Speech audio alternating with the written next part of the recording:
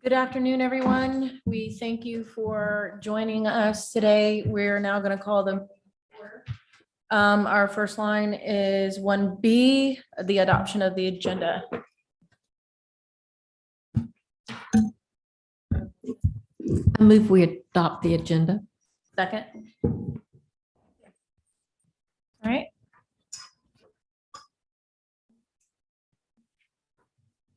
Madam Chair, point of privilege. Ma'am. I see just one thing that I want to speak on, just for a quick second about the agenda. I'm not sure. I think I spoke about this several months ago, a few months ago.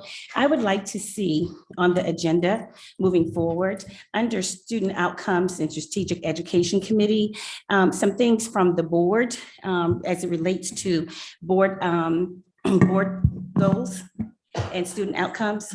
If we could have our new strategic education chair to start working on our board goals and moving forward, have something on the agenda that represents the board. Everything from strategic education is coming from staff.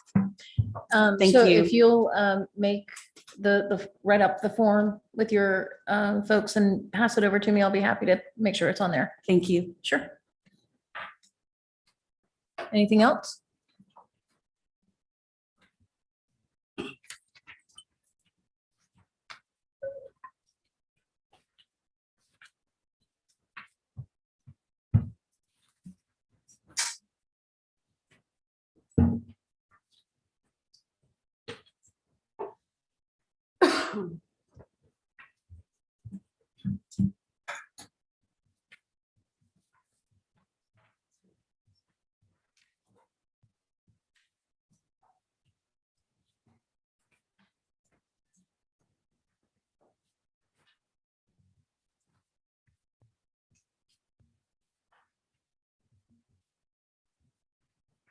All righty, please check and ensure that your vote is represented correctly.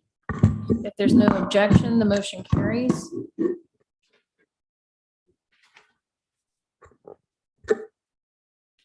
Moving along to item number 2 on the agenda, public comments.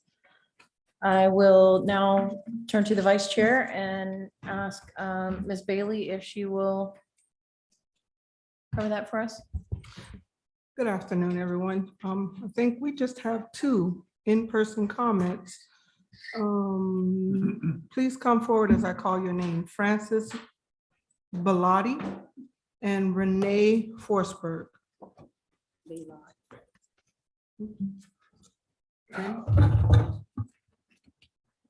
Hello, I'm Francis Baylott, parent of a middle schooler and a high schooler.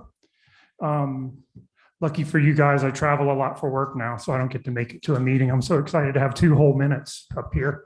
I've spoke last time about vaping. Vaping is still a serious problem in middle schools, okay? In 2018, I met with several principals who said vaping was a serious problem at high schools. Now it's a serious problem at middle schools. So are we gonna take action when it's a serious problem at elementary schools? Or are we gonna do something now?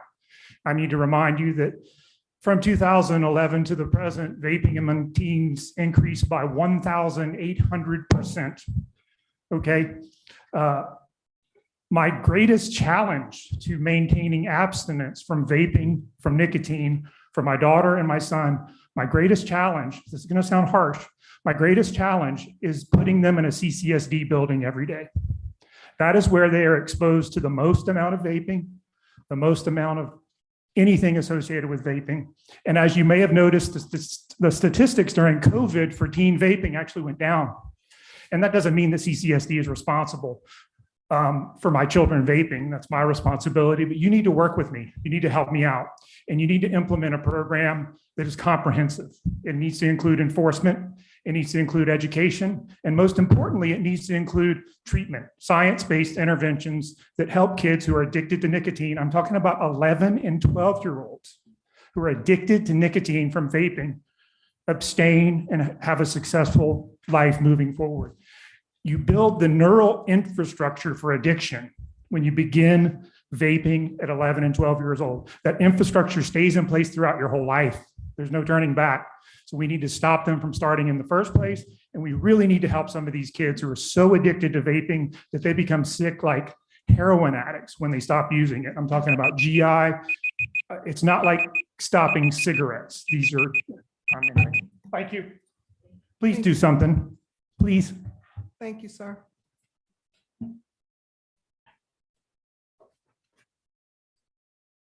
Hello, my name is Rainey Forsberg, and it's with dismay that I am before this board yet again regarding the controversial EL curriculum.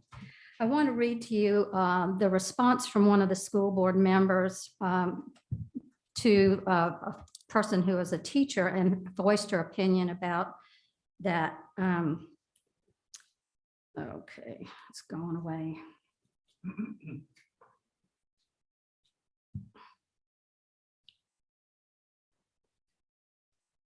Okay, I'd like to take my time and sit back down and come back up if you don't mind, because my phone is shut off.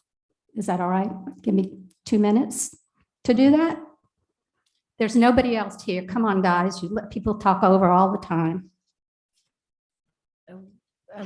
We just have to keep the meeting moving. Okay, well then, hold on. Just don't start my time until I start, please. Yes, sir. It's okay? Okay. The superintendent says it's okay. Thank you very much.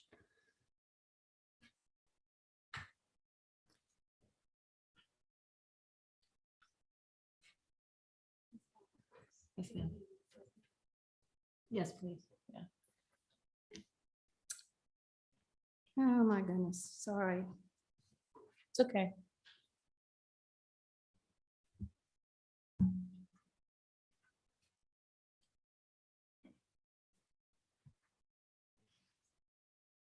Just not coming up.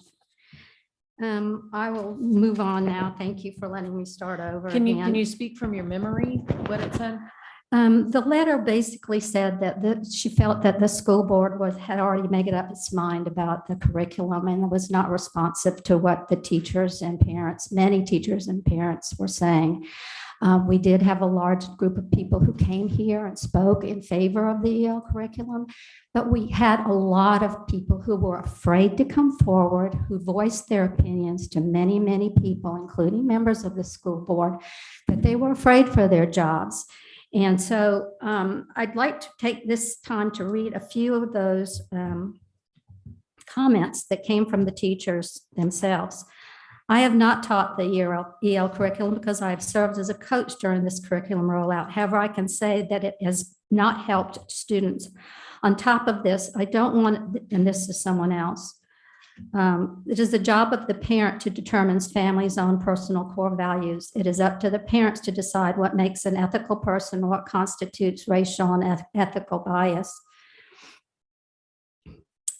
And the teachers, for the most part, all said, this curriculum is ridiculous. It doesn't meet the needs of my students. Lessons take longer than the allotted time and are literally running over small group instruction. I'm not even able to teach my kids how to read. Also, we keep losing planning periods that are greatly needed for the planning of this. And another teacher said, the curriculum is not teacher-friendly at all. The materials are unorganized, filled with errors, and it's very confusing to put together lesson plans. Several teacher manuals are needed just to plan one lesson, and KIDM has not proven any easier when trying to find things. Another teacher said, the EL program for kindergarten is absolutely horrific. If teachers were given an input on a curriculum before CCSD decided to change a perfectly great phonics program, which was open court, the EL curriculum would never have passed to be taught as it is expected. Brand new to EL, but so far we hate it. No room for creativity. Teaching a story about alligators in which the kids are told to put a stick in the alligator's mouth so it doesn't bite them doesn't seem very relatable. Maybe this curriculum is good for some children. Thank you, Mel. Thank you. I apologize for my telephone mishap. Thank You're you. fine. Thank you, Mel. A review of the online comments. There were 18 teacher compensation comments, and there was one written public comment. And 1 book removal, and 1 gun violence, for a total of 21 public comments. Online comments. Yes. Thank you, Ms. Bailey. Moving on to item number 3, section A, the legislative update. Thank you very much, Ms. Watley. So in the superintendent's report, we have 2 items. As you indicated, the legislative update. We have Mr. Darrell Campbell on the Zoom. He's going to give us an update. Mr. Campbell is from the Campbell Consulting Group, and they monitor the legislative, proposed legislative statutes that are debated in Columbia at the state capitol during the legislative session. And he's going to give us an update, or you all an update on that work this year. Mr. Campbell. Thank you, Superintendent Kennedy. Can everyone hear me? Again. Great. And Chair McKinney and members of the board, I want to thank you for allowing us to represent you in Columbia. I also have with me my associate Mia Wilkes to get us through this legislative update. First, I want to talk about the legislative priorities that was set forth by the governor, the South Carolina General Assembly, and of course, the Superintendent of Education. And those were teacher recruitment and retention, expanding school choice options, career readiness and workforce development, as well as reducing red tape for school administrators and teachers. And all that through those priorities develop legislation. And then the key piece of legislation that passes each year is the General Appropriation Bill, House Bill 4300. And this will be for fiscal year 23 and 24. The fiscal year starts on July 1st. And this is just a highlight of some of the funding priorities from the General Assembly. You will see number 4, 27 million to hire 188 additional school resource officers. This will ensure that each school building has an SRO office. The General Assembly went further, both the House and Senate, to add 3.5 million to develop a Center of School Safety that will be housed at SLED to train educators and school personnel on school safety and security. Next slide. These are budget provisos here. These are temporary provisions that are in the budget which carry the force of law, and they remain in there for 1 year, so we call them temporary provisos. But they direct agencies, whether it's the State Department of Education, local school districts, or local government, on how money should be spent, or various policies that they have to be complied with in order to receive funding. And so if a particular proviso is served the state's purpose, it comes out of the budget, or if the House and Senate can't agree with a particular proviso, it's deleted. And then you do have some provisos that remain constant in the budget, like, for example, teacher supplies. And again, this is only a list, and we have in our legislative updates, we provide each proviso to you in more detail. For an example of what Mr. Campbell just referenced, 197 is the anti-bullying proviso. So for example, districts will be asked to implement a policy that outlines that students should not use an electronic communication device, a personal electronic communication device during instruction time.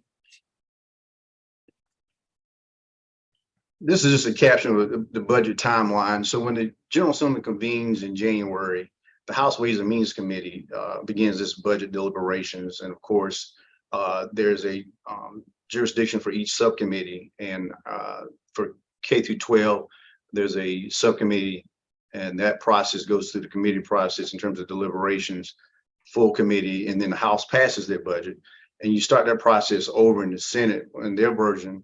And of course, the education budget goes through the K through 12 Senate Finance Subcommittee.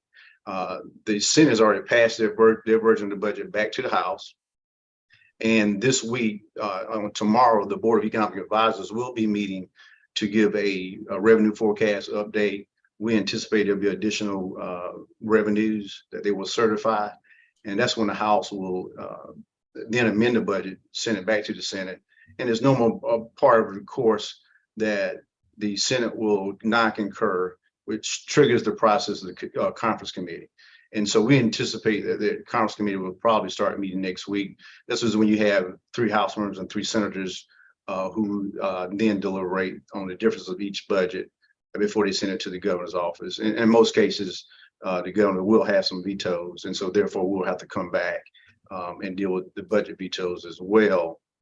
And just to note, We also, the House passed a concurrent resolution to ensure that state government and local governments operate at the current fiscal year budget until the budget is passed, which hopefully is, which I think is ample time before June 30th that we'll have a budget done then. So I will review some of the key pieces of legislation that have been moving through the State House during this session. We won't touch on all of the pieces of legislation that you have in your packet, but we will hit a lot of the key items. So starting with the bird's eye overview, there were about 201 bills that were filed during this legislative session regarding K-12 issues. 15 House bills have crossed over to the Senate chamber, and 9 Senate bills have crossed over into the House chamber. Mind you, this is the first year of a 2-year session, so any bill that does not pass before the legislators return back to their districts will maintain their place in the committee, their respective committee, or on the respective House or Senate calendar.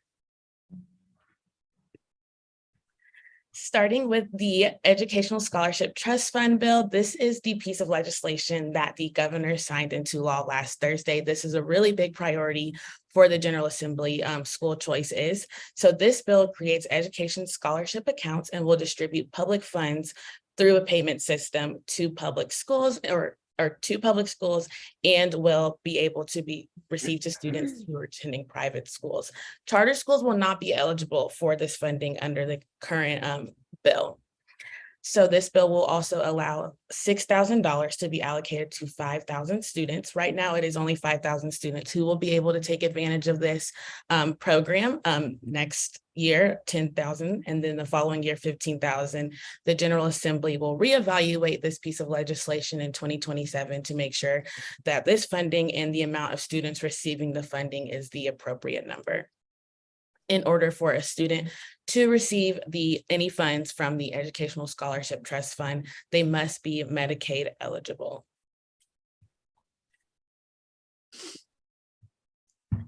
Again, school choice is a really big priority for the General Assembly. So there is a second school voucher bill, and it is the Academic Choice in Education bill, known as the ACE bill. So this bill is a little different. The S39 is going to be ran by the Department of Education, and this S285 bill will be ran by the Treasurer's Office.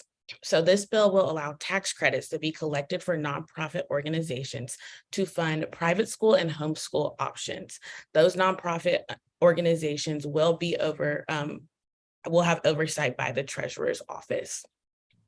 Scholarships may be awarded by the scholarship funding organizations to an eligible student for the school year. So there are 3 categories of eligibility. There is the general child eligibility, the disadvantaged child eligibility, and the exceptional needs child eligibility. The general child eligibility will require a student to be from a family that is 400% below the federal poverty guideline and must be eligible to attend a public school, whether it's 4K ranging all the way to senior year of high school. The disadvantaged child must come from a family that is Medicaid eligible, and the exceptional needs child must demonstrate an learning disability that it can be verified by a professional, whether it's a speech language pathologist or a healthcare professional. Like I said, each of those 3 categories will receive different levels of funding.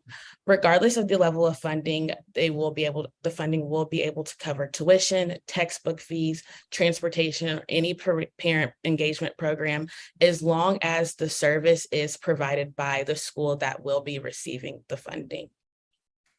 One thing to note, a student that receives funding through this voucher program, through the tax credit voucher program, may not receive any funding that is established through S39, the Education Scholarship Trust Fund, which would be using general fund dollars. This bill last Thursday actually, did receive a hearing in the House Ways and Means Subcommittee. Chairman Bruce Bannister, who chairs the House Ways and Means Subcommittee committee, did state that he is a proponent of school choice, but they just want to fine tune the bill a little bit before it goes to the full House. Open enrollment. So this is another key part of the school choice priority that was established by the General Assembly. This will direct school boards to adopt a policy using guidance from the South Carolina Department of Education to provide an open enrollment policy, meaning that people and students will be able to cross district lines to attend a public school. The open enrollment policy must adhere to federal desegregation guidelines. It must have a clear application process and clear application requirements, and it must incorporate a lottery system. If a district does decide to charge a student who is outside of the attendance zone, if a district decides to charge, they may not charge anything above the local per pupil expenditure amount. And so let me add to this, Superintendent Kenny and members of the board. I've spoken to Chairman Greg Hemery of the Senate Education Committee from Horry County. Of course, this bill will not pass this year, but it would be a priority of his coming back into January when the session reconvenes. And I've talked with staff. They potentially have some hearings this summer and the fall. And I know CCSD has a robust school choice program. So we probably need to take a look at this bill and to do full analysis on it and see if we need to start having some conversation with the chairman and his staff.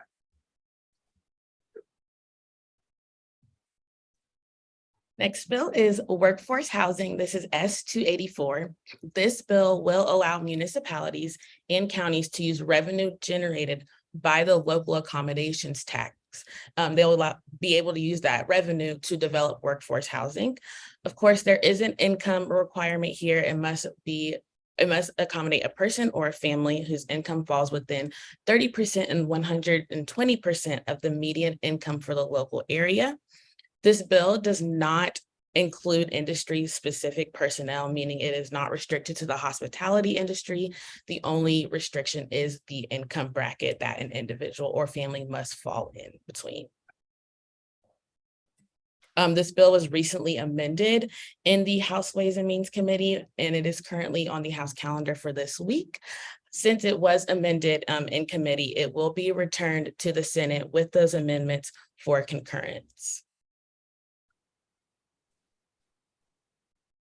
Paid family leave. This bill mimics the bill that came up last year that gave state employees paid family leave.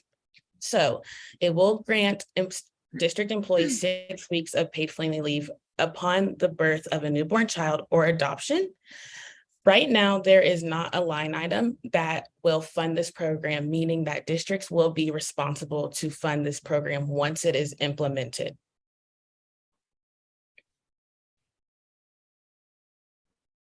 Eliminating red tape. This is a priority that Daryl mentioned earlier in the presentation. This is a priority that was outlined by House Education and Public Works Chairlady, Representative Shannon Erickson, and she is doing this through the Educator Assistance Act. This bill will make professional teaching certificate permanent, meaning that teachers will no longer have to recertify every 5 years with the Department of Education. The second piece of this bill is teachers who submit their contract prior to May 11th will have 10 days to withdraw their contract after publication of the employing district's salary schedule. If a teacher does withdraw their acceptance, they will not be penalized and it will not be considered a breach of contract.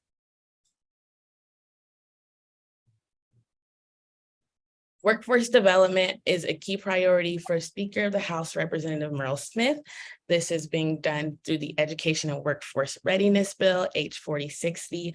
This bill will develop a statewide workforce development plan, but I want to point out 2 key things that are really relevant to the K-12 education system. The first being the Department of Education shall produce online documents to help guidance counselors and administrators explain the benefits of the courses to students, parents, and guardians. Also, high school seniors will be required to submit a FAFSA application prior to graduation in preparation for higher education. One of the driving forces behind this bill is, of course, we've seen a lot of economic development investments come into South Carolina, and Speaker Smith wants to ensure that students are prepared to take those jobs upon graduation. And I'll pass it over to Daryl to add any further context on any of the bills. No, I think that covers it. Chair McKinney, members of the board, if there are any questions that you may have for us, we'd certainly like to answer those at this time. I will say this, this week is the last week of the session. We adjourned sign and die on Thursday at 5 o'clock. Of course, there's a lot of business that needs to be accomplished before then. Of course, adopting the budget is one of those major issues. But before Thursday at 5 o'clock, there will be a sign and die resolution. And fortunately for some of us, we'll be returning back to Columbia for extended session. But we will definitely keep you apprised on the developments as we get further along in the extended session.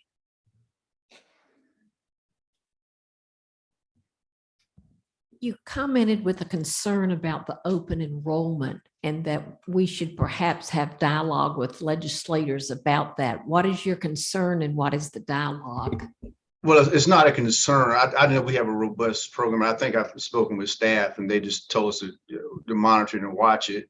But there's an opportunity for us to have that discussion as this bill proceeds through the process.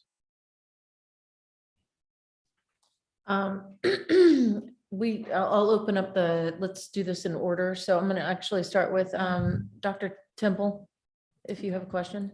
Yes, thank you. I have a question and I have some comments as well. The question I have is, I just want to know how we in CCSD and the board in particular influence the legislation that's going on. I'm reading through a lot of this legislation and I have concerns about it. One of the main concerns that I have that I'm really disappointed in is the voucher bills. I know that these bills are $90 million. And in South Carolina, we have 51,800 teachers. And when I look at the fact that the state is going to give teachers $2,500, I look at this 90 million divided by the 51,000 some teachers, and that would add another $1,737 to the teacher salary. I think if we value public education in South Carolina and we support teachers, we have to look where we are spending our money. Until we fully support public education, we do not need to divert any funding to private schools. And that's my opinion. I feel very strongly about that. And then also I was looking at the dollars for the lunch program. We in in Charleston in particular have some, when we discussed about the lunch program, we have some needs here in our schools to be equitable and fair to all. So that's another bill. But anyway, I have my question, I have my comments. Thank you. Was there a response? So, go ahead, Superintendent King. I'm sorry. So in response to your question about the representation, two things. One, the SCASA, as well as SCDE, the South Carolina Department of Education, they are constantly in contact with the legislators during the legislative process to understand and potentially influence the legislative process on bills that are impact statewide, all school districts. So for instance, you talk about the voucher bill. That's an example. In the presentation that was made, it talked about essentially the lifetime certification of a teacher's certificate. So that's something that the SCASA folks, as well as the Superintendent Weaver and her staff but actually do discuss with the legislators. And then on many of the bills that come out, that may have a fiscal impact, then the SCDE Finance Department will contact school district finance departments, for instance, our CFO, and we do an analysis of the fiscal impact of any potential bill to us, and that's happening across the state with other districts, and those things are taken into consideration. And of course, with the Calma Group, a consulting group, they also are in constant contact with staff to make sure that we understand what the potential impacts are to us locally. Great, thank you for that. But I think one piece is missing, and that is awareness of this board awareness of these pieces of legislation and how we might view and have input into them. I know as someone who follows the legislation, I personally respond to calls for action that I get from the various organizations, but I see here that our school board doesn't have input into this legislation. And so Ms. Dunmeyer? That was my, that was going to be my comment. And is there some type of follow-up? How do we connect to you? I had no idea about your consulting company being our lobbyist as the school board. I think that that's something that should have been told to us. So, you know, are these presentations going to be regularly updated? I just need to know a little bit more about how are we, as a board, how do we engage with this company? Yes, certainly we can have the Campbell Group presented on a regular basis during the legislative process. And at the beginning of the legislative process, what we do each year, which we certainly did this year, we invited our local delegation to come in and meet with staff and school board members. I can't remember the date we had that, but we had it in this room. And so that we could actually have an opportunity as a district to talk to our legislator about what our legislative priorities might be. So yes, we can continue to have these presentations by Mr. Campbell and his team, and then we can have dialogue between the staff and the board members about the priorities. Thank you. Is that everything? Mr. Calhoun? Yes, I got two questions. Excuse me. And you kind of just touched on this, Mr. Kennedy, but can we forecast how many students or how much funding we will end up losing because of S39? I don't think we've done an analysis on that, have we, Jackie? Yes, sir. And I guess this would be for Campbell. With this, do you believe there'll be any more legal challenges to S39 coming forward? I'm sorry, can you repeat that again? Do you believe there'll be more legal challenges coming to S39 in the future? Yes, I mean, I think once this bill, since it's been signed, we'll probably see a legal challenge. And if everything goes through with it, when do you think it'll be enacted? I'm sorry. If everything goes through and it makes it through all the legal challenges, when do you foreseeably see it being enacted?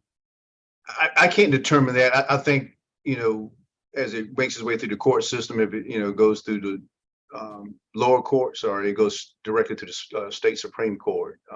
So that just really depends on the timing. And we can't predict that.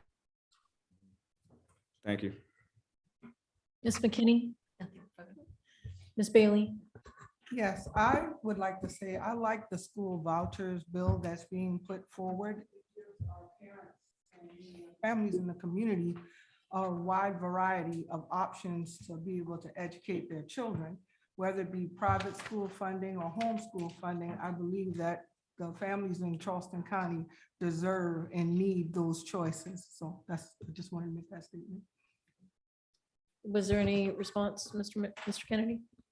No. Ms. Waters?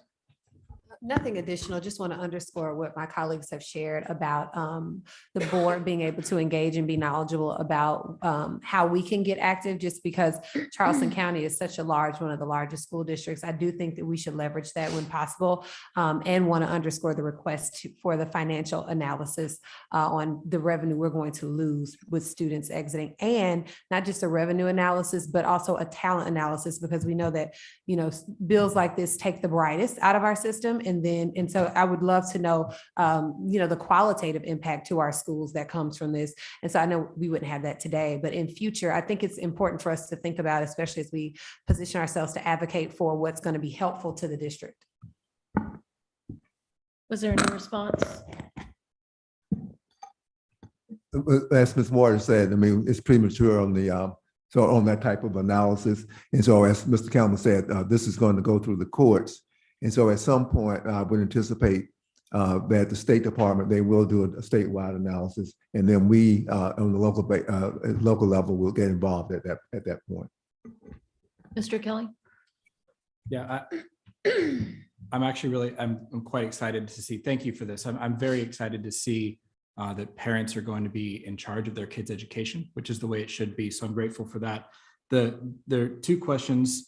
Is the $6,000 marker, do we have any insight as to where that was picked?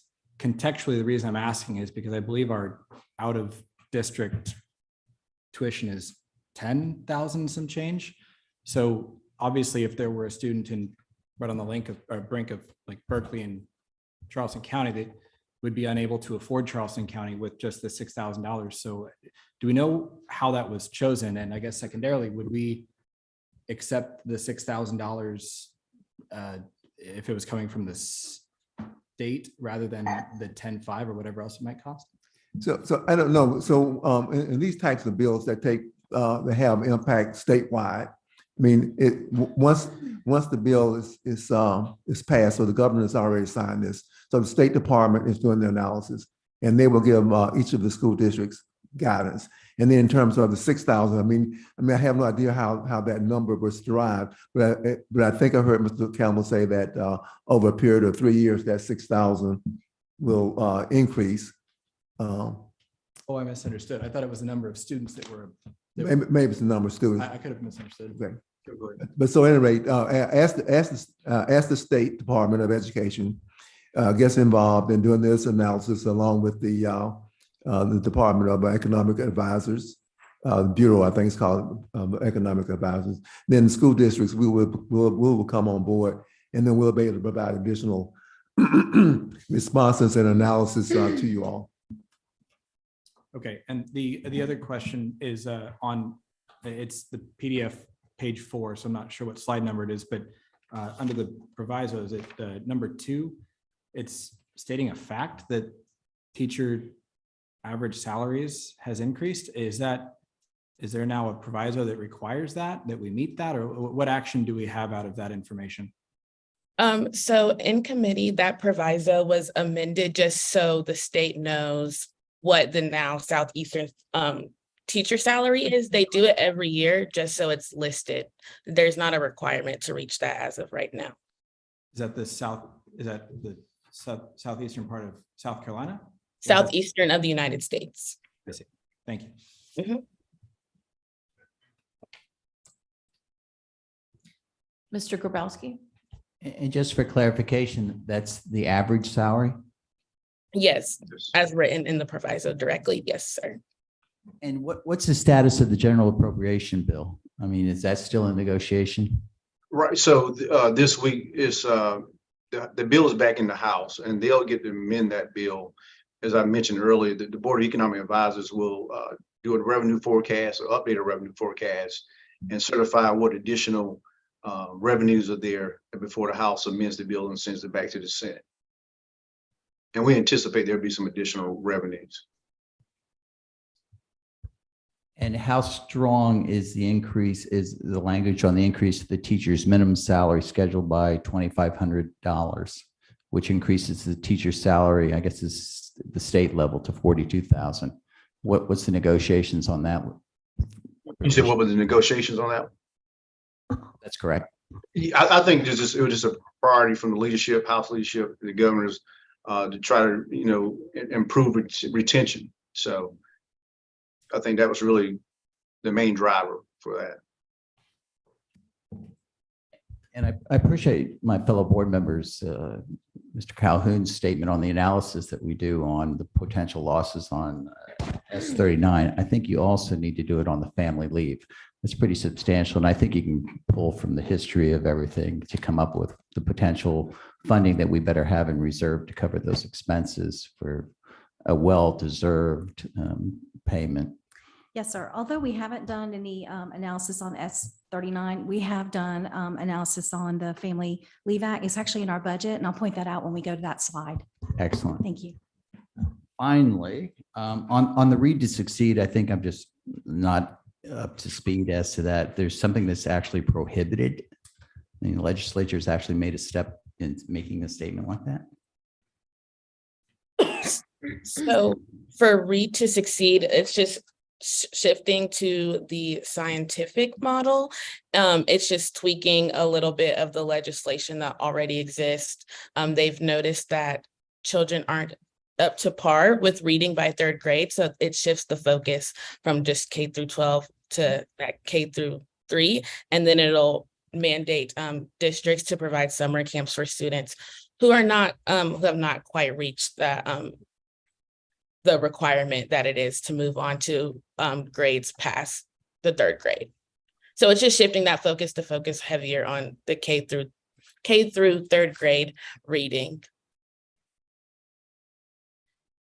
Because I continue to hear this from all the principals that I talk to on, the failure of the State Department to come up with a new curriculum. I mean, it's been what, a decade? So that may be the driving factor behind this bill. It was taken up in Senate Education towards the beginning of the legislative session. It is just now making its way to the House side. thank you. No problem. Is that everything? I will just echo what the other members have also said in terms that I was not aware. I am familiar with going to representatives and speaking with representatives about things that concern the district, but I was unaware that we had an advocacy group. So engagement with you would also, I just agree with them. That would be good. And then I think Mr. Kelly touched on one of the other questions that I had under the budget provisos, item number 2. Does that imply that the state is going to assist us financially in raising teacher salaries up? Or is that just going to be a mandate on the district? No, go ahead, I'm sorry. Oh, I was just saying, are you asking if the state will be helping you reach the 58,000? Is that the Right? question? Are they gonna allot funds to help us get to that level? Right now, no. So it'll just allot funds to get to the starting salary to be the 42,500 number. They just include this in the proviso every year. So it's been in there before. They just adjust the number to reflect the current numbers. So it's just for knowledge in that particular proviso. And then my last piece of feedback would be on especially these things as legislation comes through that's getting passed. Just a comparison. I know you guys read a lot of the language and a briefing on the changes in legislation, but I would also like to see a comparison. We're going to go from this to this and how maybe that's going to play out real time. Okay, sir. Thank you. Does anybody have anything else? Miss Temple, Dr. Temple? Just one more thing, because I'm aware we have you all as a lobbyist, but we also have Ms. Claire Heinzen. So how do you all work together? You said, how do we work together? Yeah, so for the Camel Group, they have a statewide perspective, so they understand all of the bills that impact education across the state. And Ms. Heinzen has her primary job is to understand the local legislative delegation. She has relationships with them, and so she is able to connect us with individual legislators that represent this region, the local. And so Mr. Cameron and his group, statewide impacts, obviously those statewide impacts have impact here locally. And with Ms. Heinzen, she has the relationship with the local legislators. And so we're able to have that connection. Just one more question. Does the Campbell Group here, do you work with other school districts? Or are you just with Charleston? No, we work with this Charleston County School District. But you have other clients statewide, is that right? Not necessarily Correct. school Yes, districts. Yeah. Yes, we do. I'm sorry, Madam Chair. So is Ms. Heinzen going to be presenting to the board as well? We can certainly do that, yes, if that's the desire of the board. I think it is. So again, when we had the legislative delegation at the beginning of the legislative cycle, to engage with the school board, Ms. Heinzen was present to have that, to kick that off. And so we'll have her come back in front of the board here and make sure that she does the same type of report. Well, she was there. Oh, okay. Ms. Robertson, did you have anything else? Mr. Calhoun? Ms. McKinney? Ms. Bailey? I have a question. This might be more geared towards audit and finance, but I would like to know with the state school voucher, if a parent chose to take a child out of Charleston County School District and put them in a private school and use their own money, the money allocated to that child in Charleston County, where would that go? You're saying that's going to follow the child? Is it going to, no. The tax. If that bill is not passed, just saying, if it doesn't pass and a parent chooses to do that, where would that money go? Well, so my understanding, Mr. Calhoun can correct me, I think the bill is already passed and been signed by the governor. Correct. So the voucher bill has already been passed. And so the question now is when will it actually take effect? Because there is an anticipation that will be some legal challenges to that bill. And then as Mr. Calhoun said, it would go through the court system. And so we won't know that until it gets through the system.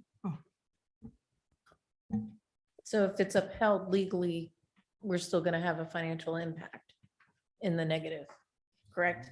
That's what you're saying. Well, yes, we will. And I'm saying also, we don't know what that impact is right now. Right. Okay. Okay. Ms. Waters, or I'm sorry, Ms. Bailey, were you finished? All right, Ms. Waters, Mr. Kelly, and Mr. Grabowski. All right, and with that, sir, we'll move on to the budget. Thank you very much, Daryl. I appreciate it. Thank you. Thank you all. Thank you. All right, so the second and last part of the superintendent's report is an update on the budget. We met with the Audit and Finance Committee last Tuesday. We have this information that's come in since then. So Ms. Carlin's going to go through that. Okay, thank you. Yeah, so since our budget presentation at the Audit and Finance Committee meeting, new information has become available that we will talk about in this presentation. Next slide, please. So review of our district priorities. The following priorities are included in the budget scenarios that are being presented today.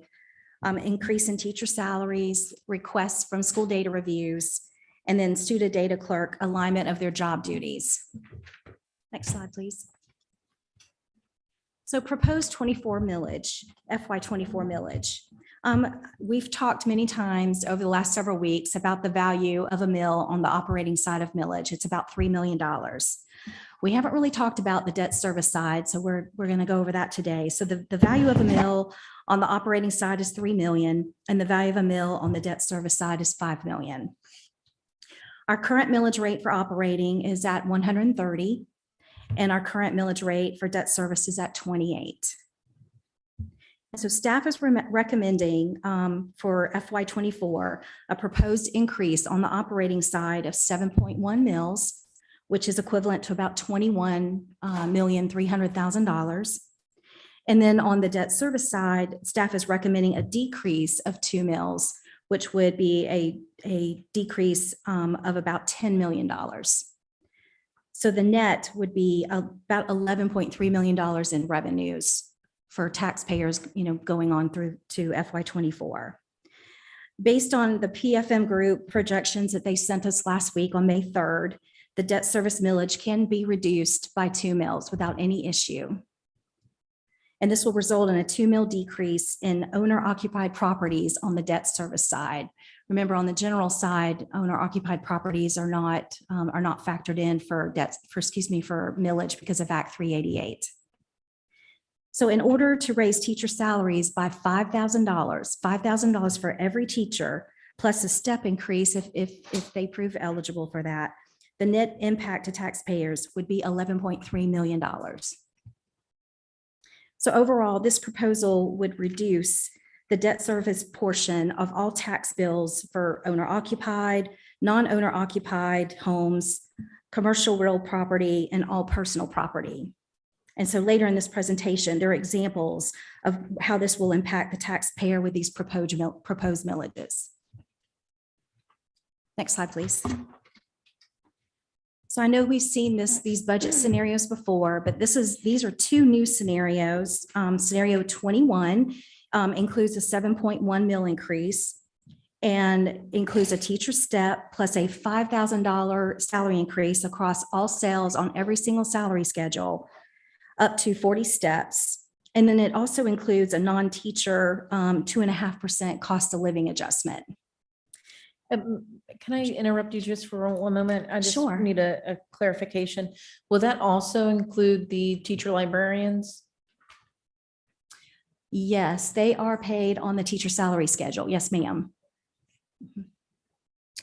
And so one of the things you'll notice is our projected revenues for 2024, that number is about $2.2 million higher. And that's because we factored in the Senate version of the budget into both these scenarios. Expenditures, we're still looking at our base expenditures is the same number, which is 651.9. So our variance is higher. Our variance to be able to, or excuse me, our funds available for the allocation is now at 42.2 million. And so a lot of these numbers are going to look the same. Our required increases are still the same, except for we've increased the teacher salary piece to include the step plus a $5,000 salary increase in every cell for every teacher across all the salary schedules. So for this particular teacher salary increase, it's about $23.7 million. The retirement increase is still the same, health and dental. And Mr. Grabowski, you'd asked about the paid parental leave. We had already factored that in, so that's right there. And that's about 1.6 million. And I'm sorry to interrupt you again. Sure. One more point of clarification. Did you say that you had already factored in this legislation that was passed? Or you said that there's no way for you to know the financial impact? I think we're talking about two different legislations. The one that I haven't factored in, because I don't know how many parents are going to reach out to the district, is the S.39. Okay, and But I have factored in the one for the paid parental leave. okay. Okay. It was S39, and then there was also another one that could impact us even more. Was that H3908 or was it something different? S39 is the one that the students have to qualify for Medicaid, but there's another one that doesn't have that requirement. So, Yeah.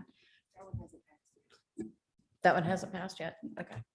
So even if it does pass, can I just say this? It's going to be hard for us to project what kind of loss that's going to be. We don't know how many The parents are human going to reach variable. out, and they won't reach out to us directly. They'll actually reach out to the State Department, and they'll take it from our state revenues, and we may not even know it until it's said and done. And so there's just a lot of things that have to be worked out, and I'm not sure how we're going to be able to provide an analysis, but we'll definitely take a look at it and see what we can provide the board. Okay. Where was I? We were on.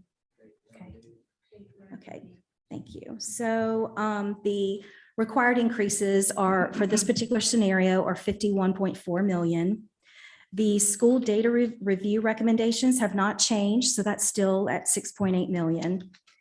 Learning services expansions have not changed. The net positions gained due to FY24 enrollment projections, that number has not changed. And the other considerations for this particular scenario has not changed. It's about 7 million. And so when we take in consideration all of the expenditure requests just for this particular scenario, it's about a little over $71 million.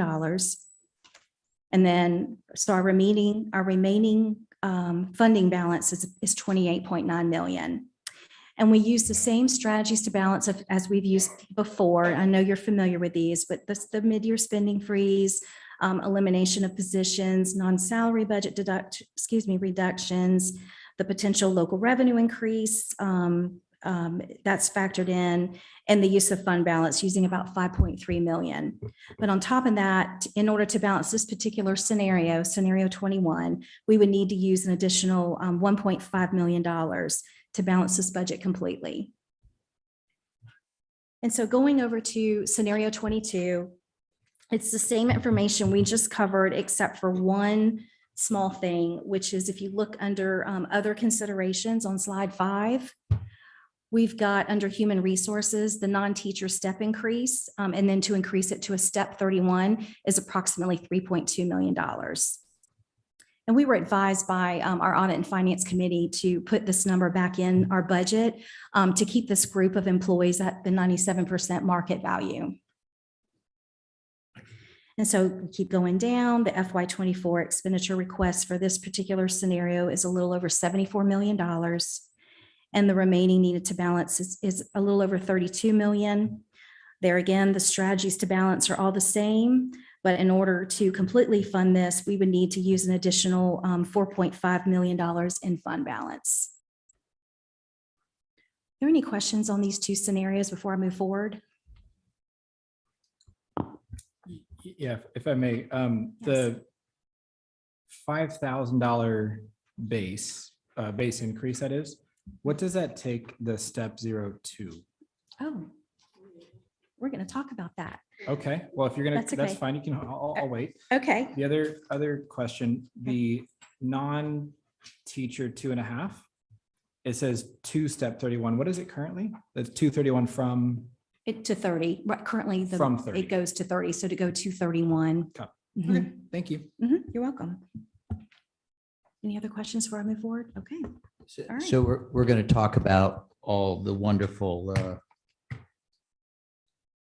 fund balances later in your presentation. You know, we decided to take that particular piece out of this presentation. It will be an Audit and Finance Committee's presentation on Thursday. You're going to make it very difficult for me to talk. I didn't mean to do that. So Mr. Grabowski, if you want to talk about it, we can talk about it. Yes. No, I think we'd rather see your presentation on it, knowing how, and how the committee was looking at that very closely. So I think it'd be better to wait until we see that. But the board needs to know that this is a serious issue, the use of fund balance numbers, because we are required to keep it at a certain level. So there's been a lot of discussion as to trying to Maintain that. get the numbers to show that in the future, what we're doing today or considering this month is not something we automatically back ourselves into a corner next year when we come up to next year's budget. Okay, so I've got a question. Hopefully I'm not the only one who has it, but the fund balance, is that what the 160 some odd $1 million? Yeah, don't mix it up with a cash balance. It's completely different. It's your fund balance is driven by your revenues exceeding your expenditures and some other things. So. And so I would also let the board know to understand better the requirements of the fund balance, both the state statutes around, South Carolina state statutes around the requirement for the quantity of fund balance, as well as the recommendation from the national agencies. We have a fund balance policy. I think it's DFAC. And so you can take a look at that and talks about in detail the fund balance requirements and what our strategies are. Okay, and I'm going to take the bait. That's okay. What is the cash balance? I have no idea right off the top of my head. We have multiple bank accounts. I don't know right off the top of my head. I apologize. And cash balance is? Oh, like your cash account balances. You know, we have an operations account that takes care of all of our accounts payable payments. We have a payroll account that takes care of all of our payroll payments. Right. So what do you use the cash balance for? Oh, that's our cash account balances, like your checking account. It's like That's what I cash on meant. hand. Yes, you could say that. But some people think fund balance means cash on hand. So I was just making How that. are they different? How are those two different, those two funds? Well, from a financial statement perspective, a fund balance is basically all of your revenues minus your expenditures, minus your transfers in for revenue, your transfers out for expenditures. And it's actual numbers that are based on your financial It's like statements. your overall budget. Let me Bottom line. Has so- nothing to do with budget. I know, it's So okay. cash balances, for example, Jackie said payroll. So it's the day-to-day operation to pay your expenses. So payroll comes every, twice a month. So we have cash on hand to pay that. We have to pay vendors, we have to pay for the buildings that we build. So that comes from our cash balances. The fund balance, it can be, you can compare it to a home's emergency fund. So it's something that's on the balance sheet. It stays there for specific reasons or for emergencies. And what are we required? What is the number that we're required by law to stay at? Yeah, so the requirements are based on, is it 2 months of operating expenses on average of the last 2 years? The state requires one, GFOA recommends. Yeah, so our policy follows the national standards, which is 2 months, and state law requires 1 month. And so if we were to drop below the national standard, then we have to come, according to policy, we would have to come up with a plan, develop a plan to get it back into those requirements. And I understand that because personally, you're supposed to have 6 months of expenses in your saving account. Okay. Similar to that. I have a question. Yes, ma'am. Okay. So, Mr. Barori, don't jump over the table, but I'm going to ask this question. Your fund balance that you're, it's looked like it's about 6.7 that you're going to be using For, when you look at the strategies to balance. yes, On the first scenario. yes. Okay, here goes Mr. Barari, sit over there. Coming up, we're going to have a presentation for reallocation. And I don't know if we commingle funds or how you move from one fund account to the next. You're already shaking your head. No, you know what I'm going to say. There's $7 million that's going to be reallocated from the District 4 Stadium. So we can't use that money instead of using the fund balance. Everyone is saying no. Why? Fun. So Commingling, they're strict. that's Nas- capital projects. Well, yeah, there's strict accounting rules that govern governmental funds and how you account for those. And so one of the requirements is you cannot switch funds Fix between two. Yeah, that's correct. So Okay. the capital funds have to remain capital, general And then operating funds for Have to operating. remain, you That's can't right. commingle, okay. Just had to ask. Dr. Temple? Just one question. On the fund balance, you said that we have 2 months. Do we have more than 2 months in the fund balance? Do we keep more than Hold on. fund balance? And I guess I'll be transparent and So, asking because when I talk with the legislators, they say that Charleston keeps too much money in its Right. fund balance. When they first look at it, I can imagine why they say that. And we need to do a better job of training our board on what the fund balance represents. Some of the numbers that are in the fund balance are inventory items that you can't really do anything with, whether it's food service, warehouse. But there's other things that are included in fund balance that we need to work on explaining that to y'all. When we were at excuse me, sorry, I know I'm going in the weeds here, but when we were at the finance roundtable a few days ago, one of the things they talked about was what the legislators were telling school districts about fund balance. And one of the recommendations that came out of that meeting was basically doing a one-pager on explaining what represents your fund balance. And Mr. Grabowski's laughing, but one of the things we have to do is, we don't get our revenues, like the bulk of our revenues, between July and November, but we still have millions and millions of dollars of payroll to cover. We're still operating, paying utilities. And those are the kind of things that we need to be able to explain that to y'all so that you see that fund balance fluctuates all the time. So at June 30th, it looks extremely high, but by September, October, it's going back down, because we haven't received the bulk of our local tax revenues until we don't start receiving those until December, January.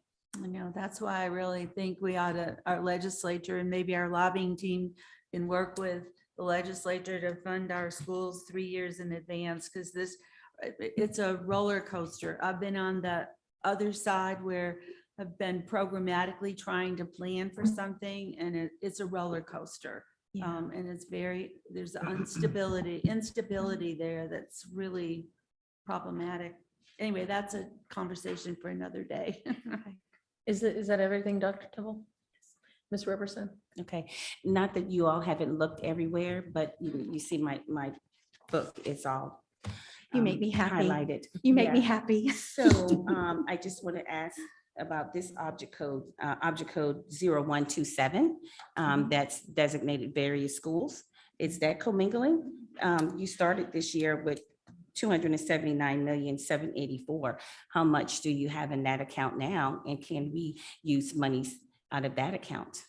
We can definitely take a look at it. So 0127, it is called district-wide. And normally, when we're not sure where we need to put that budget, let's say if it covers 20 schools, but not the whole school, Right. rather than budgeting it at 20 different schools, we'll put it right there we'll put it in 0127 has no until we ownership. know where, exactly, Yeah. that's a good point. It has no ownership yet, but we know that we've got to put it in the budget because it's going to go somewhere at some point. But And if it so- doesn't, We have depleted a lot of 127 this year because of different requests that have come from schools and things like that. But we can take a look at 127 and give you an That's a lot update of and money. provide an update on that at the upcoming. I don't know if I'll be able to get to it this week, but I'll definitely try to get something to you next week in the board update. okay. Mr. Calhoun, did you want to? No, I can wait till we finish the presentation. Okay. Does anybody else want to contribute or let her move forward with the presentation? Yeah, because I mean, the one thing I'm always concerned with, and I hope the board understands this whole process, because it's still kind of eye-awakening for me, that really what we're discussing right now are major factors that will affect the budget, because we're really not going to see the real budget until the second reading, right before the budget has to be passed, as I understand it. These meetings help us get prepared to start working on budget documents. The earlier we can get some budget decisions made, the more information we can provide so that you're not looking at just an Excel document. You're looking at, more detailed financial information. And I'll just interject, Mr. Grabowski, a lot of us, we're totally new to this. And so these are new terms and concepts for us. So I kind of like that they're bringing it forward a little bit at a time. But I think you all have to understand that we're only talking about salaries, and there are a lot of other factors that go into this budget that we are not talking about. Exactly. So that is my biggest concern. The other thing, as I asked recently, is that we really need to start the model when we start thinking about salaries, is looking what this, starting, even though I'm not saying this is where we will go, but we need to know what the state requires us and start from there and then move up. Because I have not seen that model, even though I've asked for it. And that's a key model. So we pay, and we have paid for several years, higher than the minimum teacher salary schedule. Well, I understand that, but if I see the state, they want us to at least start our salary, no matter what we pay, Right. $2,500. Mhm. And that's just for starting salary. So I think that would be the model you start with, that we look at. And then we determine what we can bear with to increase without cutting, because we are not looking at anything else. We're only looking at salaries. And there's a lot more in this budget. And I just get concerned that, especially with a new board, we're going to look at this huge document, this book, a week before it's due. And I talked to a lot of other school districts. You're looking at 10, 12, 13, 14 hours of negotiation to try to figure out how to get this budget balanced. So when we look at millage rate increases, I mean, I think we still need that model showing what is really required, other than what staff is recommending or what staff may have promised or may have been discussed, because I've heard so many statements about what happened in October and what was stated in October. And I think that's what we're seeing. And we came in November. We should start at the foundation and move up. But that would require everybody to take a pay cut if we were, excuse me, if we were to look at something like that, like what the state requires us to look at, we'd be talking about people taking a pay cut before we even start looking at how we can get them up to where we feasibly want them or need them to be right now. I think we can look at the model that we have right now as opposed to going back to the state, because what are we, 4,000 for about state right now? Something like that, yeah. So we need to start, and going to where you're saying, we need to start where we're looking at right now, where our teachers are right now, and then move forward. think about how we can move them up, be it with a 7.1 millage increase or a 9.1 millage increase. We don't need to be looking backwards for any of our teachers, because then we would not have any teachers inside the school district. Right, and I'm not suggesting that we need to, go back below, because there are a lot of other districts that do pay above the state's, minimum. I would never do that. I'm just saying right now, the state's saying they want 2,500, no matter what, to increase the salaries. I'm hearing you say you want us to see the progression of things and Yeah, how it we've just, gotten to where we I are would now. like to see, so I want to see the whole budget. I'm very concerned that we're not looking at anything but salaries. And I understand it's the biggest part, 70%. Yeah, about Huge. 75%. So let me make sure, at least on the teacher salary piece, let me make sure that I and staff understand. So I think what I hear you saying is that you want to see a model, one of these scenarios that shows what the state is requiring on the increases, $2,500 per teacher. Correct. That's And what I'm you're- not saying go back down. to No, that's 42, right, never. that's I would right. I Never understand. take a pay cut. And this is not to say that we aren't going to raise salaries. I don't want anybody to take that. I just think when you look at this logically, and then you take in what we start to hear, hopefully in the near future, the other operational expenses, it's going to have a direct relation into what we do. That's all. Yeah. So let's plan on at the Audit and Finance Committee, put it in scenario 23 that has the $2,500 so that those numbers can be seen.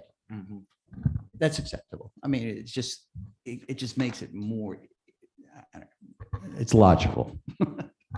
While the chair is gone, I see from last year that this wasn't ready until June 27th, so I'm nervous as well. That was because of the state, though. The state pushed back approving the budget.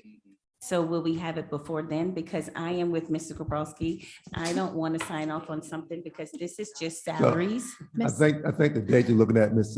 Robinson, is the date of the board meeting where the second reading took place. It's not the date that you received the That we'll document. get- So we'll have time to go through. You all had of it this. before then, Yeah. or excuse me, the In prior fact, board, they had it before then. So, yeah, let me just make sure that, yeah. Ma'am. Ma'am. Move forward. Can I proceed? Okay.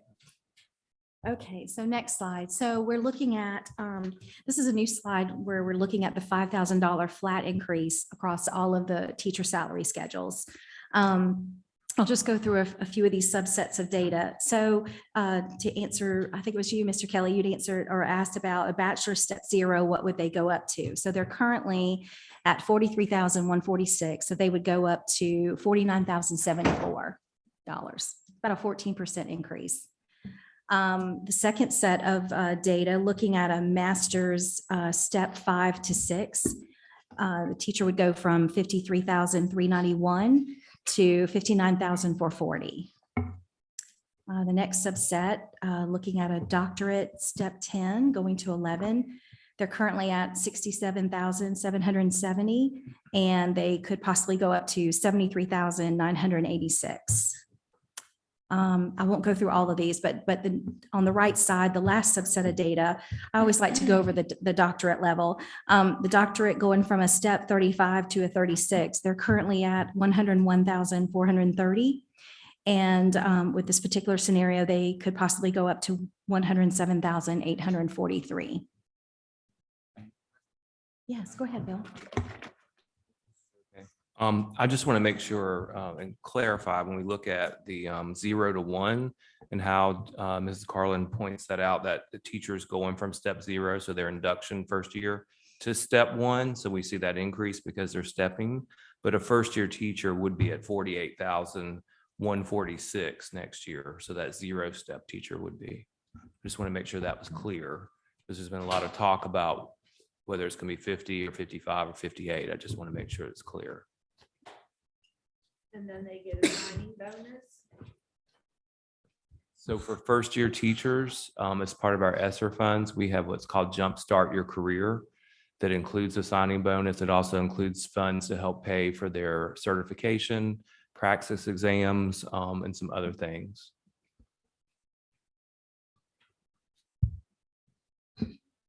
Because I know this will be discussed again, the possibility of front loading so that we can get the starting salaries up and, reducing, the other salaries on the levels going up. I know you've gone straight across just with the $5,000 raise, but when I talk to principals and they all tell me 100% that we're losing them on the 3 to 4 year, period of time, that's the greatest number. So I know we've discussed it and I know we'll discuss it more, but. All right, but this one, these models don't really include the front loading because everything is just a 5,000 correct. But the model that we had at Audit of Finance had the front load in the mid Yeah. and then at the end. Thinking about the teachers in the first 3 years, we're having fewer teachers, fewer young folks considering the profession. And so part of when the board decided to go to step 40 is to really make sure that our experienced teachers stay in the classroom, and even the teacher that may be at step 17, 18, 20 now sees that Charleston County School District goes beyond the state, which only goes to step 23. So we really need to retain our experienced teachers as much as possible. We got a lot of feedback from many teachers, from many groups, as I know the board has probably received emails as well, that it needed to be uniform across the schedule, or that was the opinion. I have a question for you, Mr. Bergman. When we do sign-on bonuses, like you're saying out of the ESSER funds and the other perks that we're giving, and we're talking about them not staying with the job and leaving early, is there some sort of hook in that to where, okay, if you take these perks, then you have to stay for X amount of time? Or can they just take $3,000 off the top and then leave after a year? So in most of so for Praxis and some of the other things we pay for could be reimbursed, but we disperse the money wintertime as you get, say, winter break, and then again in the spring. So you wouldn't get the whole amount up front. Right, but if they left after that year, they don't have to pay it back? They do not. We would certainly, if someone broke their contract, we would consider bringing it to the board to then report to the state department. That doesn't incentivize them not job hopping though. I Coming here, understand. getting that, and then But- going to DD2 where they already are pretty Well, comparable. if they break their contract and the state I'm talking suspends. about the following year. Yes, ma'am. We don't have a way to really control that. Certainly they could decide to go to another district. Because I think that's my biggest concern, that we have this new legislation out there that's talking about giving them salary classifications are posted that they can drop their contracts. I mean, I heard from too many principals talking about people coming from out of town, getting in town, signing a contract, and the next day walking away. And then they were at a lurch because it's August. I think it's something we really need to pay attention to, but.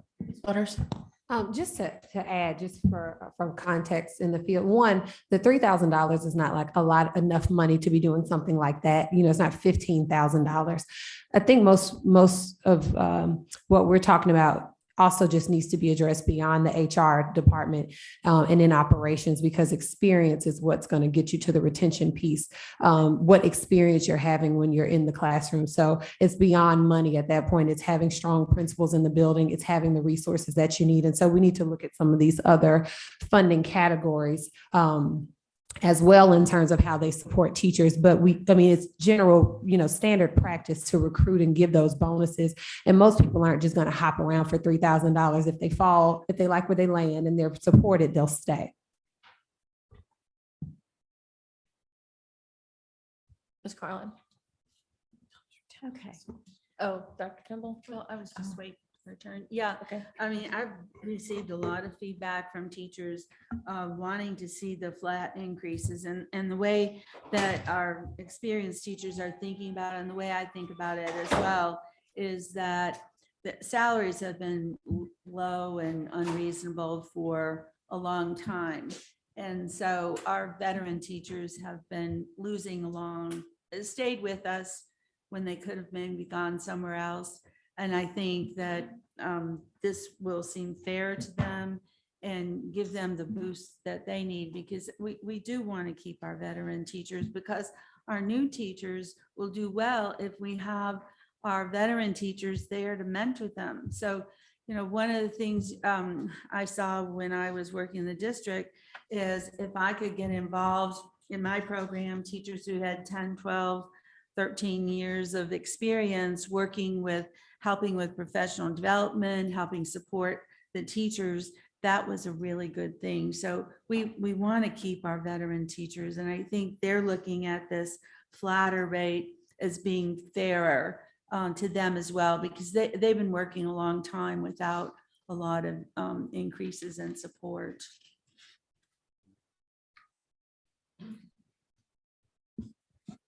Okay. All right. So next slide, please. So these are the examples I talked about earlier, showing an impact to a taxpayer with the recommended, or excuse me, yeah, the recommended millage increases and decreases. So for an owner occupied property tax bill with an assessed home value of $435,000, the 7.1 mil increase would, sorry, I lost my train of thought. So it would be a $35 reduction overall to this particular taxpayer due to the 2 mil decrease on the debt service. And keeping in mind, there's a zero impact to taxpayer on the owner occupied piece because of due to Act 388. I have a question. Sure. What about like owners of apartment complexes? We're going to go through that in just a moment. Okay. Okay. All right, so non-owner occupied homes. Next slide, please. Thank you. On an assessed home value of $435,000, this particular impact to taxpayer would be an increase of $133.11.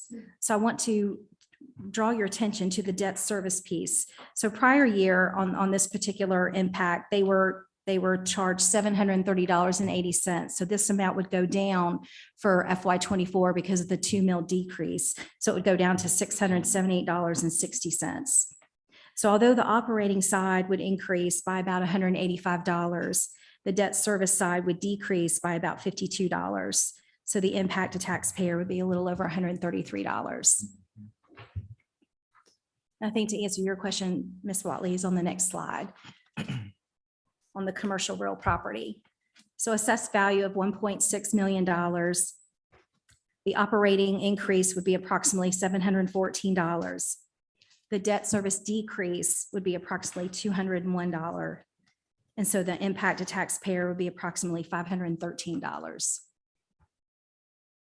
Have we, or is there some sort of way that housing is such an issue in Charleston County that I think that it would be prudent to hear from these property owners, especially when we're seeing people experiencing a $400 jump in their rent every month, because we know that this is probably going to get passed down to the renters. I think that's something that hopefully we're taking into consideration and maybe asking for community input on. Well, not necessarily that piece, but we did take in consideration, which is why we wanted to bring to the board, you know, the recommendation to reduce debt service mills by 2 to offset that increase. Can I just ask, what was the justification that supported dropping the debt service 0.2 Down to 2. down to 2? So when we were working on the FY24 debt service budget that we presented at Audit and Finance Committee, we noticed that a couple different things. We noticed that we were continuing to carry a high debt sinking fund balance, which is taking into consideration our early payments in August, September, October. We still were carrying a high balance and we didn't want to do that. And so I had reached out to, Mr. Kenny reached out to me about a couple of things and we talked about that. And then I reached out to PFM Group and we started running different scenarios on what we could do to actually bring it down 2 mils and also use some of that debt sinking fund balance to bring that balance down. What is this going to do to the debt repayment?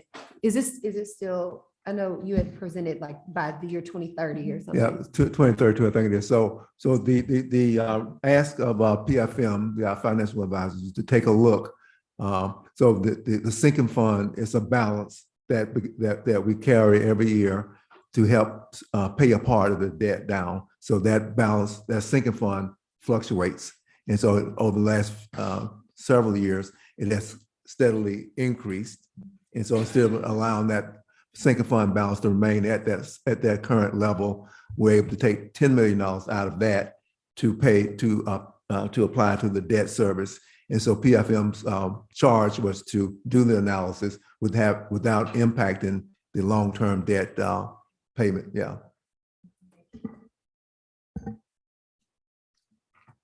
And then to the point about to the valid point about the taxpayer having an opportunity to express their concerns. So there's a state requirement that we have to meet, that's a public hearing between the first reading and the second reading. So that makes sure that once the board votes on the first reading, the public has an ability to see what's been proposed, and then we will make a presentation here in this room with the board members, and then the public is invited to come and address you all.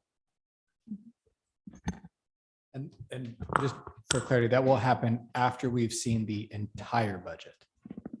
So on the first reading, so there will be a first reading budget book. I think I saw a budget book that Ms. Robertson had. That was the second reading. You have something similar that lays out by type of expenditure, line by line. So you'll see that sometime this month. Yeah, my staff to make sure prior to in time for this first reading of the budget book.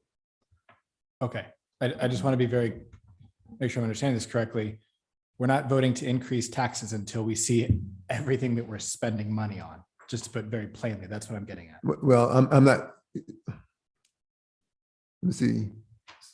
So it's it's like if you take a look at all between the debt service fund and this fund, your operating fund, you're talking about close to $1 billion. So you won't see every transaction, but you will see. It's just hundreds of millions of transactions. But categorically, that's right. So you will see by program or by types of expenditure, line by line.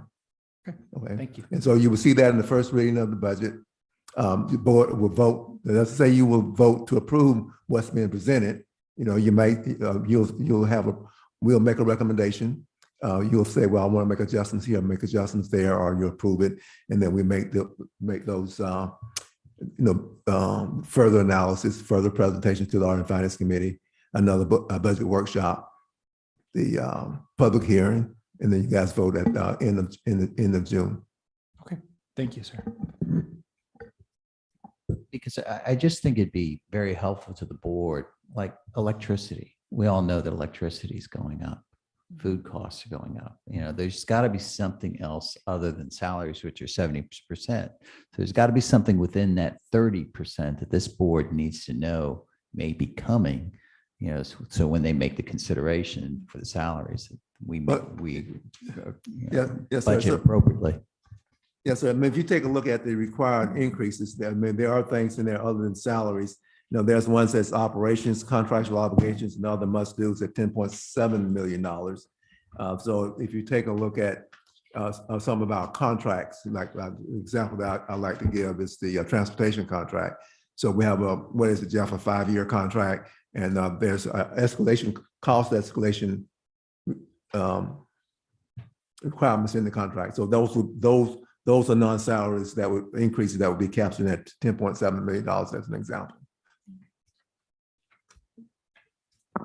So I don't want to speak for the board as a whole, but I'll tell you, as reading the room, it seems, and I'm of the same boat, that I am uncomfortable making a decision about one portion of the budget without seeing the totality of all of the other pieces, just to put that really plainly. So for me and my vote, and I think that sentiment is also felt around the board, I'm not comfortable voting on any of these pieces until we see the whole picture. So I understand and agree. So process wise, we have budget workshops. We meet with our and finance committee so that we can present different scenarios. Like I said, we're up to 22 scenarios, get feedback from you all, see what it is that you are comfortable with in terms of a potential change.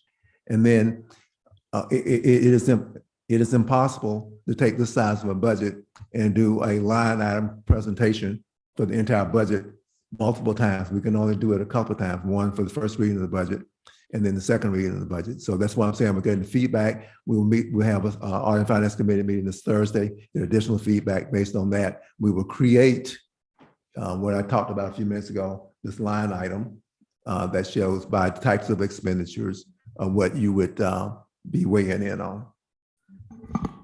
If I may, remember we talked about the Q&A document, like if you see something, you just want to know more information about it. Once we, provide that data to you, that information to you, please feel free to reach out to us with questions and we'll start a document of all of your questions and answers and share it with everybody. And as I see it tomorrow, when the BEA meets, we're going to have a pretty good understanding of the potential of what our revenue is. You would hope so, but it takes a few days. I'm sorry. It takes a few days for information to get back to us and for any projection changes. So if we don't have anything by Thursday, it's because we don't know anything yet. What happens, so the BEA, Board of Economic Advisors, will brief the legislators, and then the State Department of Education has to do its analysis and then get information out to the state, to the various school districts. So it's a little bit of a delay. Yeah. So we'll have the first reading this month here. May 22nd. Okay, and so I'm not going to repeat Member Kelly, but would it include the GOF, special revenue, EIA, or just GOF? It is too early for us to even project special revenue and EIA at this point. If we were to put something together for you, it would be a very raw projection, and I would not want to put us in that position. General operating fund, yes. Debt service fund, yes. Capital buildings, yes. But the special revenue piece, Lisa, correct me if I'm wrong. Okay.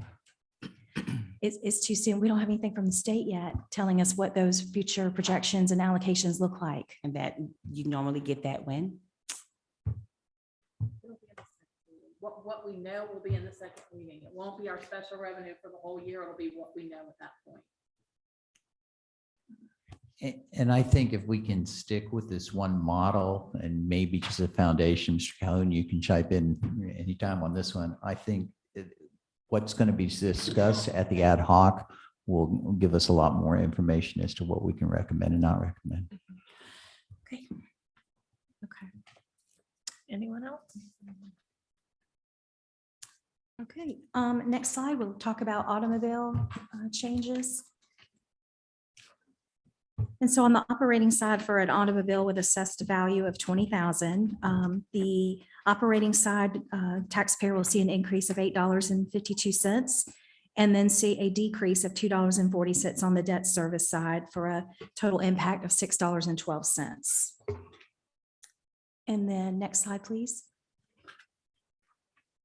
And then for personal property with an assessed value of $10,000, the operating side would see an increase of $7.46. The debt service side would see a decrease of $2.10. So the impact to taxpayer would be approximately $5. Next slide, please. And so we have an upcoming board workshop on May 11th. This is our special called Audit and Finance Committee meeting. Even though we have here a first reading of the budget, that might be a little aggressive, but we will be presenting additional budget scenarios and get some feedback from Audit and Finance Committee on steps forward.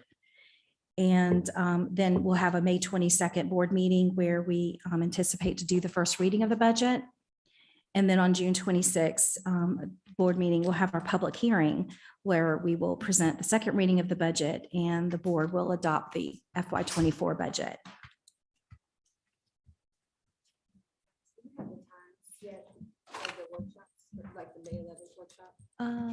Are they always the same time? Oh, I'm sorry. I thought you were talking about the ones after that. I do not. 1:30. Thank you.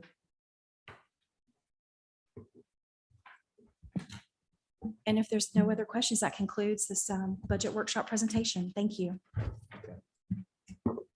Mr. Calhoun? Yeah, I really want us to think about, particularly when we start looking at the millages and raising them and whatnot. If we were to go ahead and raise it, we're talking about 7.1 right now. Y'all know, y'all done heard me talk about raising it to 9.1, because that's some of the models that we saw. That will help us reduce down on the using the fund balance, correct? Yes, by about $6 million. Mhm. So that would take us down, but yeah, so that would basically put us back over to scenario 21 if we were to do the 9.1 as opposed to 7.1.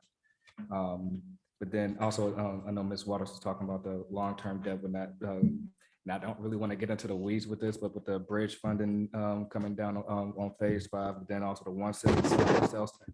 I think we should be pretty okay as far as the 10-year plan, correct?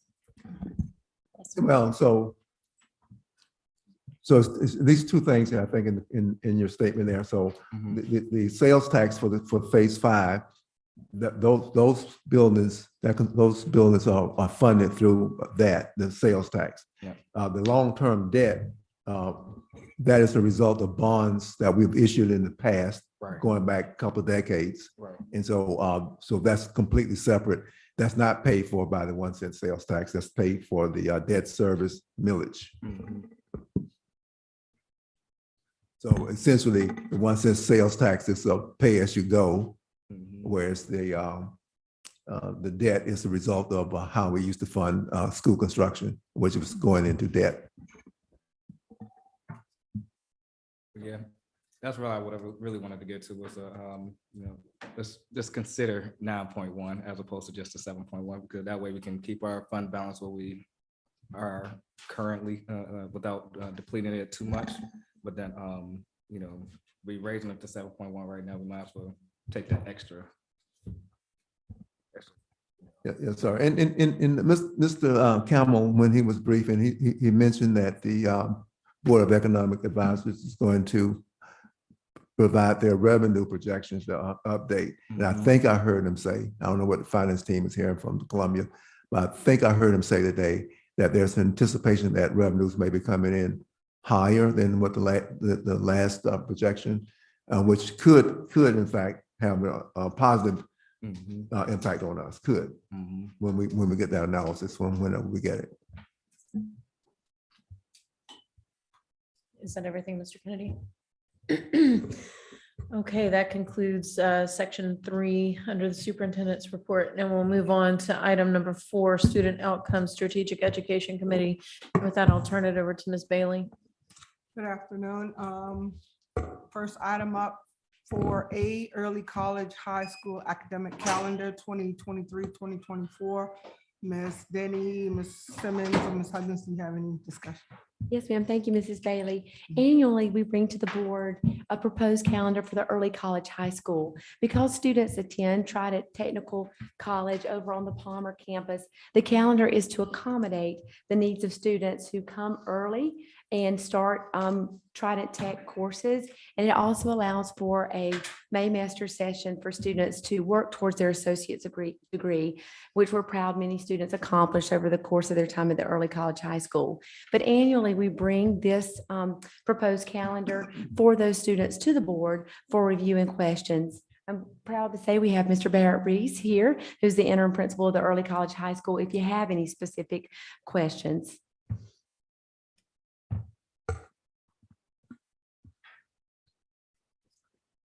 Any questions? Okay, so we have a motion to move this to the May 22nd Board of Trustees meeting. So move. A second.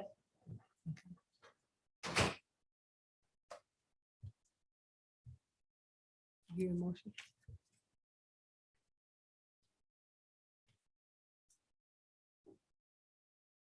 As soon as it comes up, cast your vote.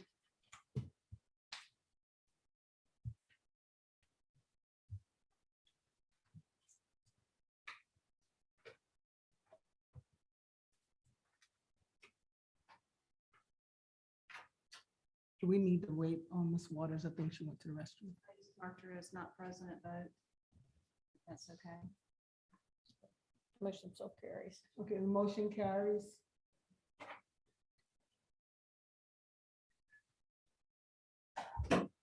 Okay, on to item 4B, textbook selection, spring 2023, biology 1, biology 2, biology AP. Ms. Huggins, do you have any?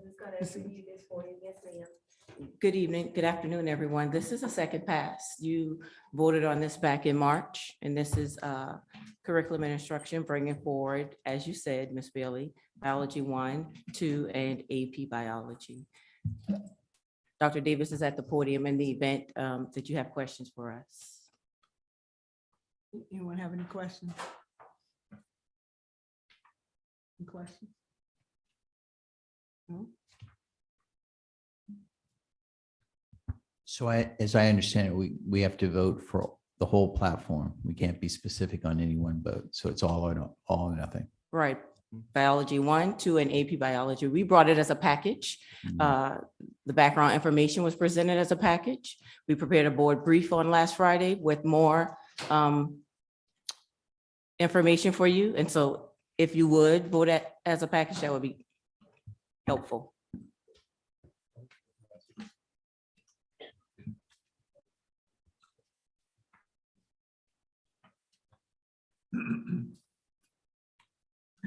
Any other questions? No? Okay, motion is to advance the, Yep, so move. motion to advance it to the May 22nd meeting. So moved, Second. second. When it comes up, cast your vote.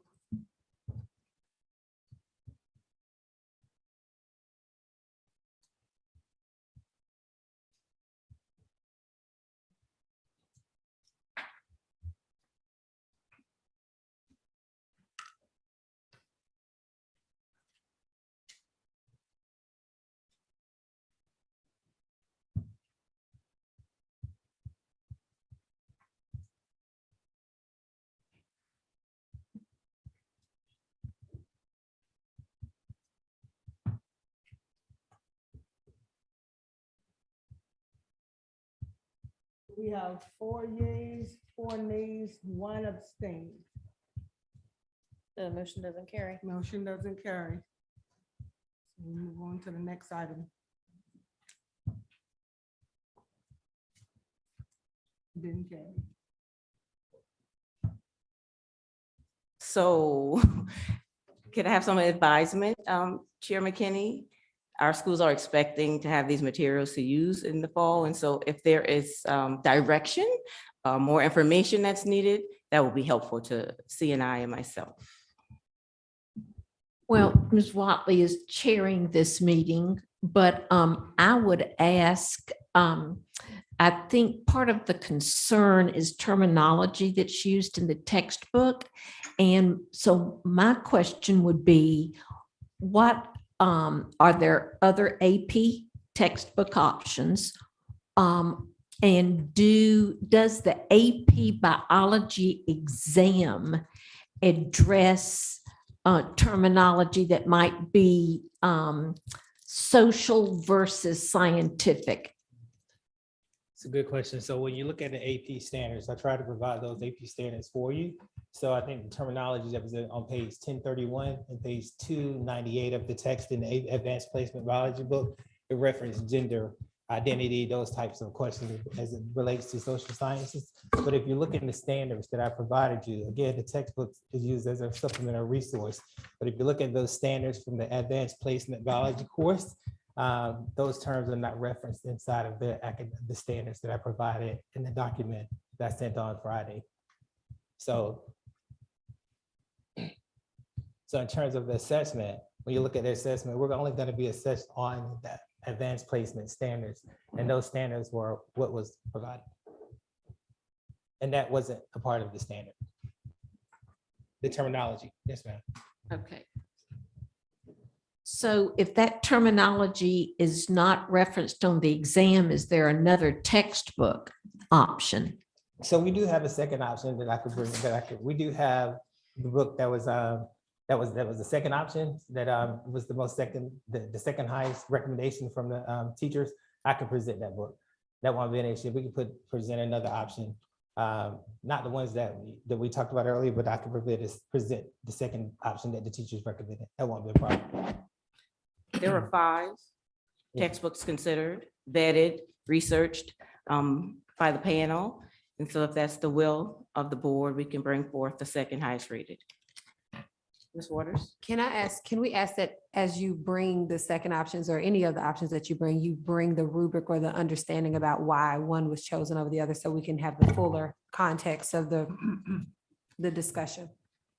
Yes, ma'am. And I think that rubric was provided as part of your board documents. In March. In March. But that's okay, we'll bring it again. We'll bring it again. Now, if you can tell, was it in a board doc or was it in the meeting? When we voted the first time, the full, okay. You don't have to bring it. I can go into board docs. Okay. This was when we voted on in March, correct? Okay. What, do we remember the vote in March? Yes. It was unanimous? I remember off the top of my head, I do. All of the members voted in favor. Ms. Watley abstained. I think Mr. Grabowski voted no. Okay, cool. Thank you. And this was Cal, this was the business meeting, just looking for where. It was committee of the whole in March. And I appreciate you trying to expedite things by bringing it as a package, but when you bring 4 books 3. or 3 books, and then when I talk to teachers and, they weren't even involved, you chose the panel, but we don't need to go over this, but I just think it'd be easier sometimes, I know it sounds crazy, but just keep it to 1 book instead of putting it as a package. Each book had a public review. So typically what happens is the state recommends a list of textbooks for whatever course that's up for adoption, usually a 6-year rotation. And so what happens there, they recommend a number of books based off of biology. There may be 3 or 4 books that are approved by the State Board of Education, and then which goes on to the State Department of Education. So for biology, I think it was 30 books. For this one, it was 5. And so these books are generated across the state for all 86 districts to take a look at and pick the ones that they think best deemed supports the student and meets the needs of the standard, particularly advanced placement biology. So when I did check, I do want you all to know there were several other districts, about 30 other districts that selected this particular textbook because it was the one that's most highly recognized by the College Board, as well as one of the ones that most colleges use. And as I stated in the brief, is that it gives our students an advantage because many of the major colleges also use this book. So in the event that there's not a 3 or 4 examination, then they will have already had the course content from this particular text to carry on at a higher ed institution. I'm sorry, I didn't hear from anybody regarding this. So I feel at a loss. So how do we get this moving so that we can have our books?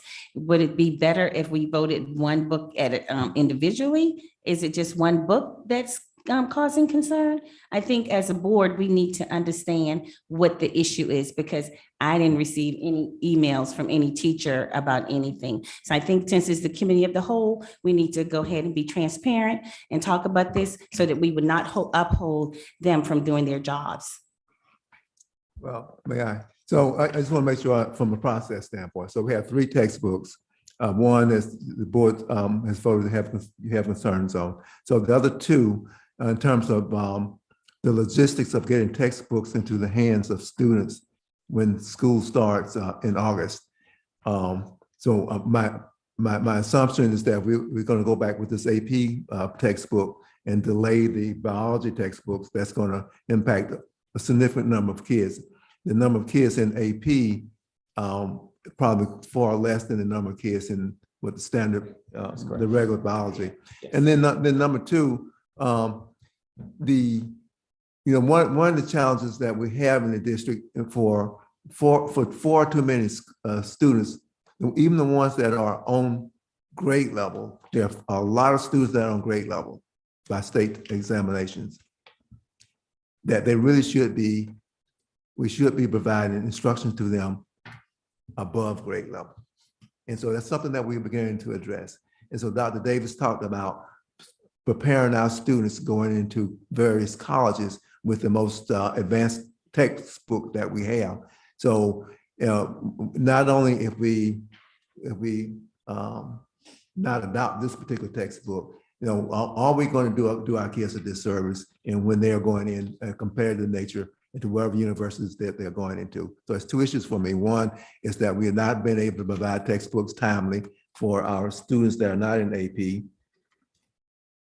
And then for the students that are in AP, once we're trying to accelerate their learning, then I'll be doing them a disservice because of one issue in one textbook.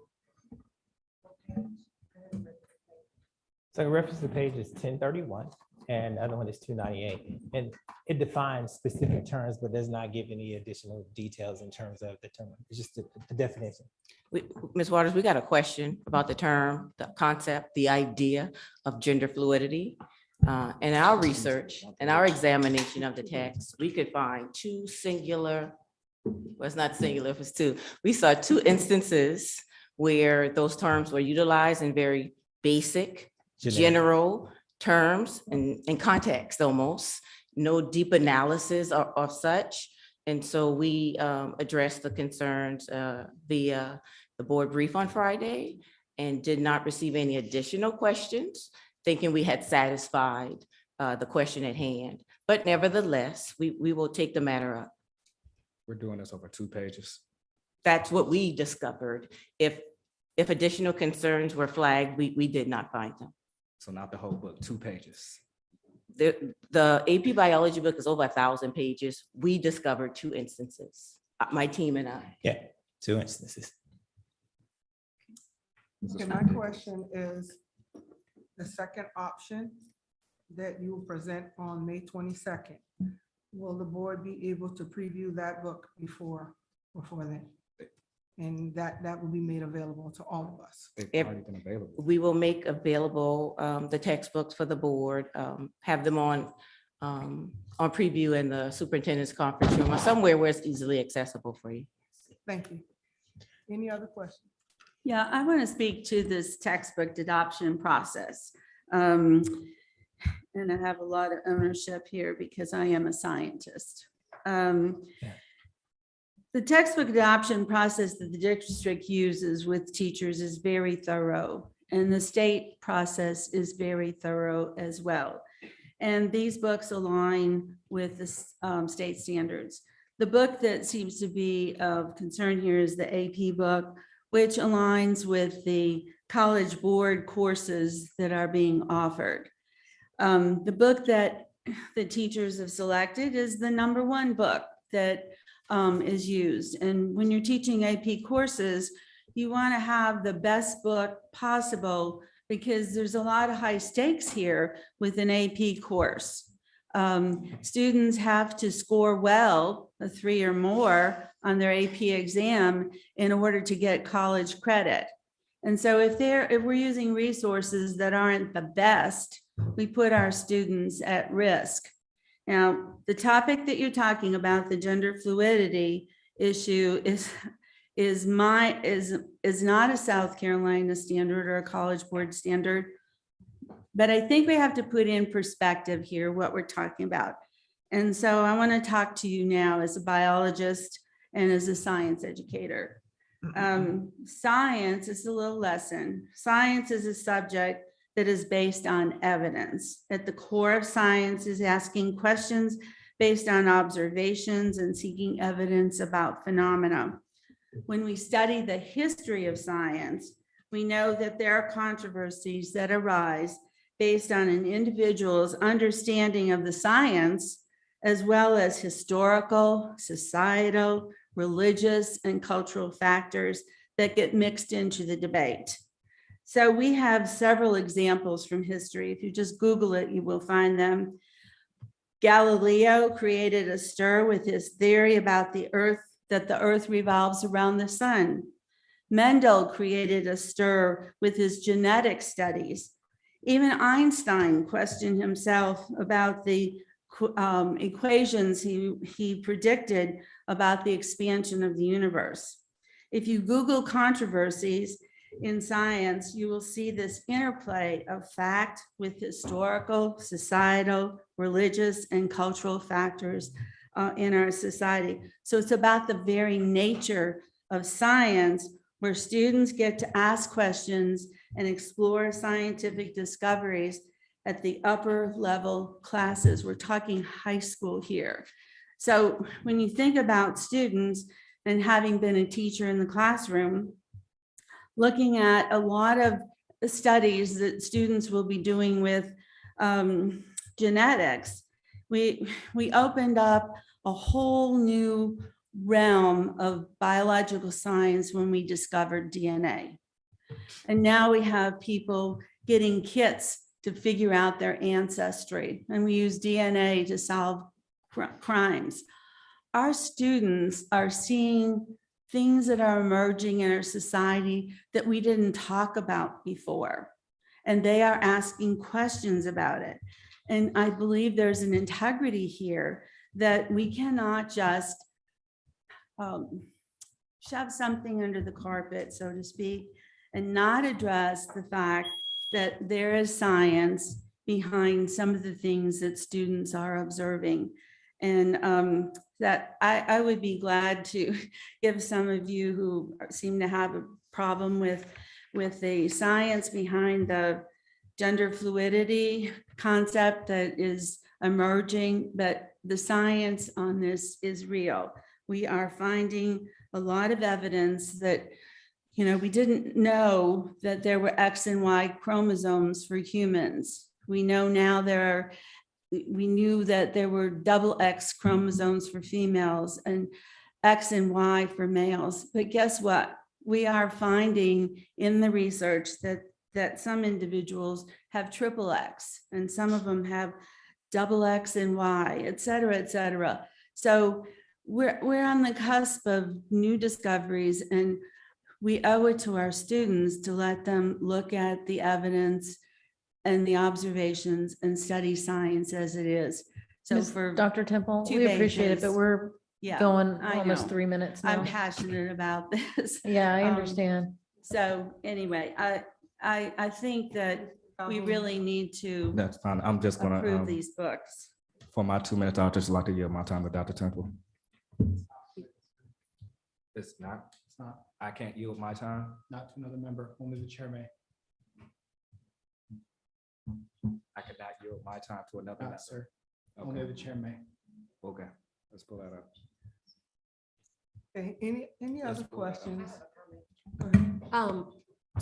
Well, a question for clarification first is that, where are we in this process? Because now are we going to try to split and vote for the books one by one?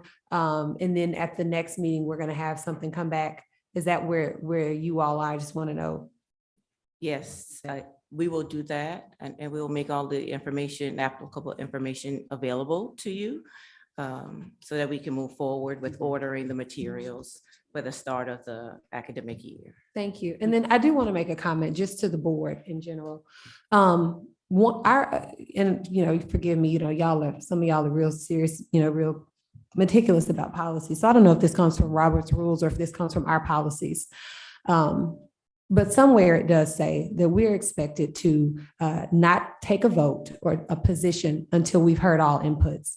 And what's becoming very clear, and I think clear as mud to everybody, or clear as day, to everybody, is that several folks are coming into this with preconceived notions and very little information about what is really at stake for children when we make decisions. We cannot keep coming to this day as to make ideological decisions.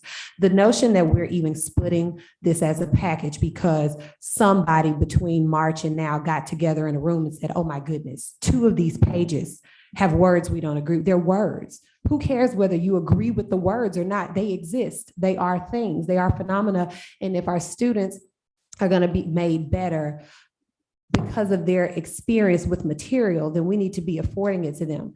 We're not even at a point where we're talking about, oh, you're teaching this concept to kindergartners. AP biology students are 10th, 11th, 12th graders. really 11th and 12th. I don't even know if we, yeah, 11th and 12th graders, not even the 10th grade. These are 17 and 18-year-old people who have to be ready to go out into the world and make decisions. And we, as their elders, are supposed to be making wise decisions for them. But we're losing votes on biology textbooks for 2 mentions of a concept that actually exists.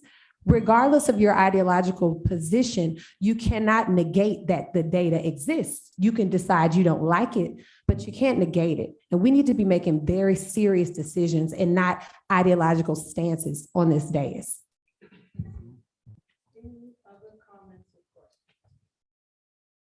No, what are the next steps again? One last time. What are the next steps? Next step, are we, They're is gonna there a bring it motion back on to the floor? We're gonna vote for biology 1 and 2. And then they bring back AP. Yes.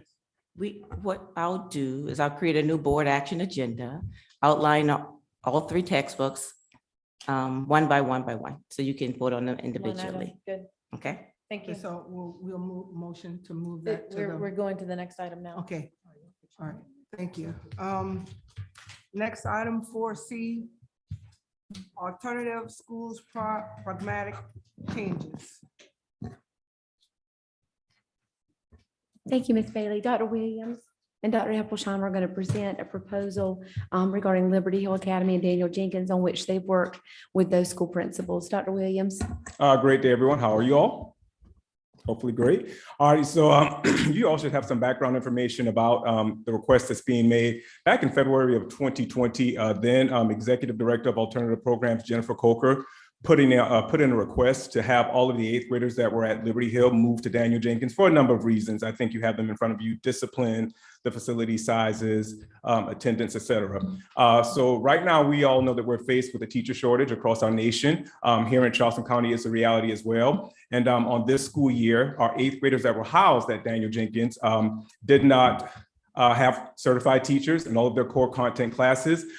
They had 1 teacher, so they were missing a science, a math, and an ELA teacher this year. So we had to kind of piecemeal what we provided to them. At Liberty Hill, which also has middle school scholars, 6th and 7th graders.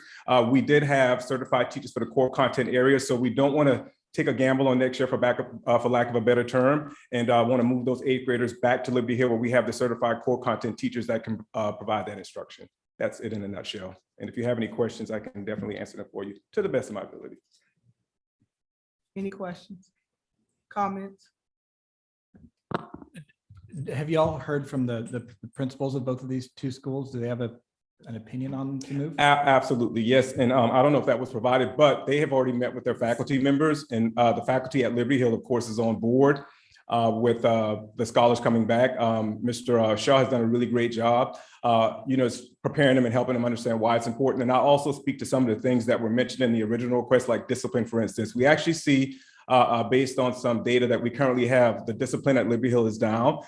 It's up a bit at Daniel Jenkins, but this is Ms. Middleton's first year as the principal at Daniel Jenkins. It's Mr. Shaw's second year, and they're both implementing the restorative practices. So this is his second year doing that. So that's why we see a decline in his discipline. So we're not concerned about that. As far as attendance is concerned, that was one of the things that Ms. Coker highlighted as well. It's really difficult to get that attendance right now because the communities, they transition so much at both of the alternative campuses. And like I said, the facility, as far as that's concerned, that was one of the things they put in as well. The hallways are big enough for 8th graders, 6th graders, and 7th graders to transition at Liberty Hill. So to answer your question, I digress. We did meet with the teachers and spoke to them about it. So Thank you. And actually, the 7th graders will be 8th graders on next year, and those parents would be more comfortable with their kids staying there because they've built relationships already with the staff at Liberty Hill. So, Any other questions? So motion to move this to the May 22nd meeting for consideration to return the 8th graders scholars back to Liberty Hill. So moved. I second. Ms. Waters. And Watley second.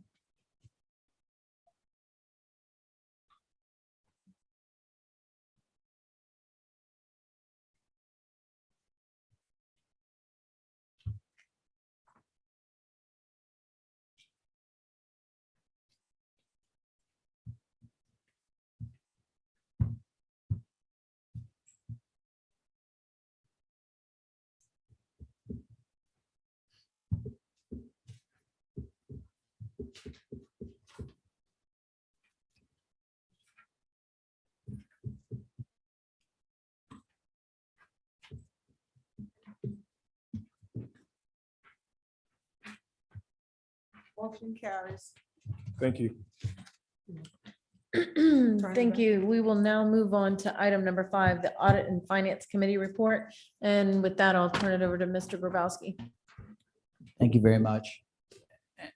As we know, we will have a special called meeting to expedite some of give Mr. Barori the chance to move forward on some of these capital projects for the summer. So that'll be held at another session. As to the key things that have been asked to move forward, one of the interesting ones is obviously the Moody's rating update, which I would ask all board members to read very carefully when we come for consideration on that. It has some interesting language that will definitely help you understand what we're looking at in dealing with budget issues and concerns for, taking on increasing certain risks. So with that being said, I would like to just basically go through the items and have them, I guess it's really just to move them on by motion to the board meeting. And I guess we have to do each individual one. Unless you have anything to say, Mr. Calhoun? No, I think we could. I think we can go ahead and move things forward with the actions. Let's see, because we only have 4. Right, we don't. It's the monthly capital project report, the ESSER fund update, the monthly financial report, which are both, I think all 4 of these are informational. So I would make a motion to move all 4 forward to the board for informational purposes at the board meeting. Is that a motion on the floor? It's all information is coming forward. Yeah, just for clarification. So, Mr. Grabowski, which 4 you're referencing? The 4 informational ones. Okay, got it. Okay, got it. Now, as to the action items.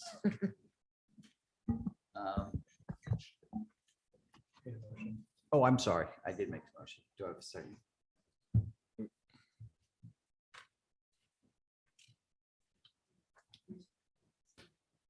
Mr. Grabowski, just to make sure that, because I just stepped out and stepped back in, let me make sure that I understand. You've made a motion to move the 4 information items to the May 22nd meeting? That's correct. What about the action items? Is that going to be a We're gonna separate talk about right motion? now, yes, Okay, separate. all right, so let's go We forward gotta with handle the, each one of those separately. I'm sorry? I would recommend that we handle each one of those. Sure, sure. So let's go ahead and handle that motion that you've just made. Is there a second? Second. Mr. Calhoun, Ms. These are Trudy? listed as information items, so I No. don't have an option to vote as an action item. So we can take a Right. voice vote? We just can just push Okay. it forward to the board. We don't have to Just vote on push it forward. It doesn't need a vote? Okay. And there was, I'm sorry. Yeah. It's been a long day. Push it forward. Yeah, they just move forward. Okay. So the first one up is the 2017-22 capital project sales tax budget reallocation. And that was the $7 million, I think, that Ms. Robertson was discussing. And the committee recommended that we go ahead and spend that money. So I would like to make a motion to move the motion to approve the reallocation of funds as shown on the attached resolution. We just push it forward to the board. To the board. Yeah, we don't Just- vote on anything audit and finance related in Cal. Right, this is just information. Just for- information, okay. Yeah, and we already received information on most of these action items, so I think we can just go ahead and push them forward to the board.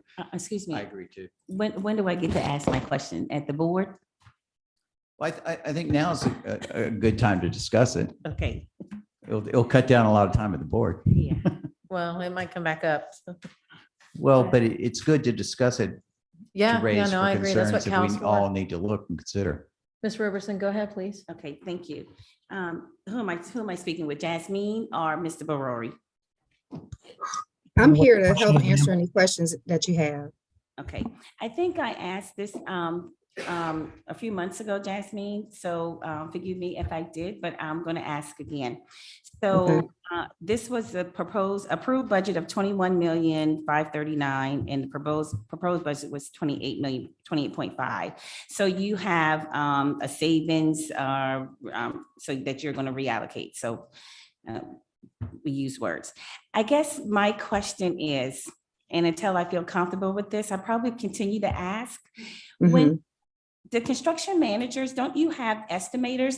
Was this project overestimated? Why is there a difference of $7 million? So the line item itself, of course, comes out of our Phase 4 program, and the line item is titled District 4 Stadium. The 21.5 million that you see under the approved budget, that represents all of the work that we've already done for the District 4 Stadium. So the track, the field house, all those items. The $7 million that you're seeing that the budget increase up to is the new project that we want to do under that line item for District 4 Stadium. And that new project is providing a competitive track. So that's where the 7 million is coming in. It's just for the new line, the new work that we want to do for that line item under our Phase 4 program. So we haven't underestimated anything. This is what we actually estimate that the track will cost. No. Was there a proposed budget for D4 of 28.5? And then you completed the work for 21.5. So there's a variance of 7 million. Right. Mind me take it, if you mind me taking. Certainly, sir. So because I was here for the construction of the D4 Stadium. The budget was 21.5 million and we completed the project. We now have an opportunity to build a track. We developed an estimate of $7 million. We're asking for funds to be utilized as part of a reallocation. These are excess funds not moved from another project to supplement that D4 Stadium project to build the track. The schools that had used the track in North Charleston have lost that track. It was Danny Jones outside of Park Circle. North Charleston is renovating their entire complex that will not have a track there. So we have an opportunity to build our own track at the D4 Stadium site and use sales tax funds because a track is allowed to be used within the context of the D4 Stadium project. And I think it'd be clear just to show exactly what the balance of the excess fund is. I mean, this is just using funds that are sitting there. Yes, sir. We have a little over $35 million in revenues at this point that has been unallocated for Phase 4 sales tax. Thank you. Thank you. I won't ask about showers. Thank you, ma'am.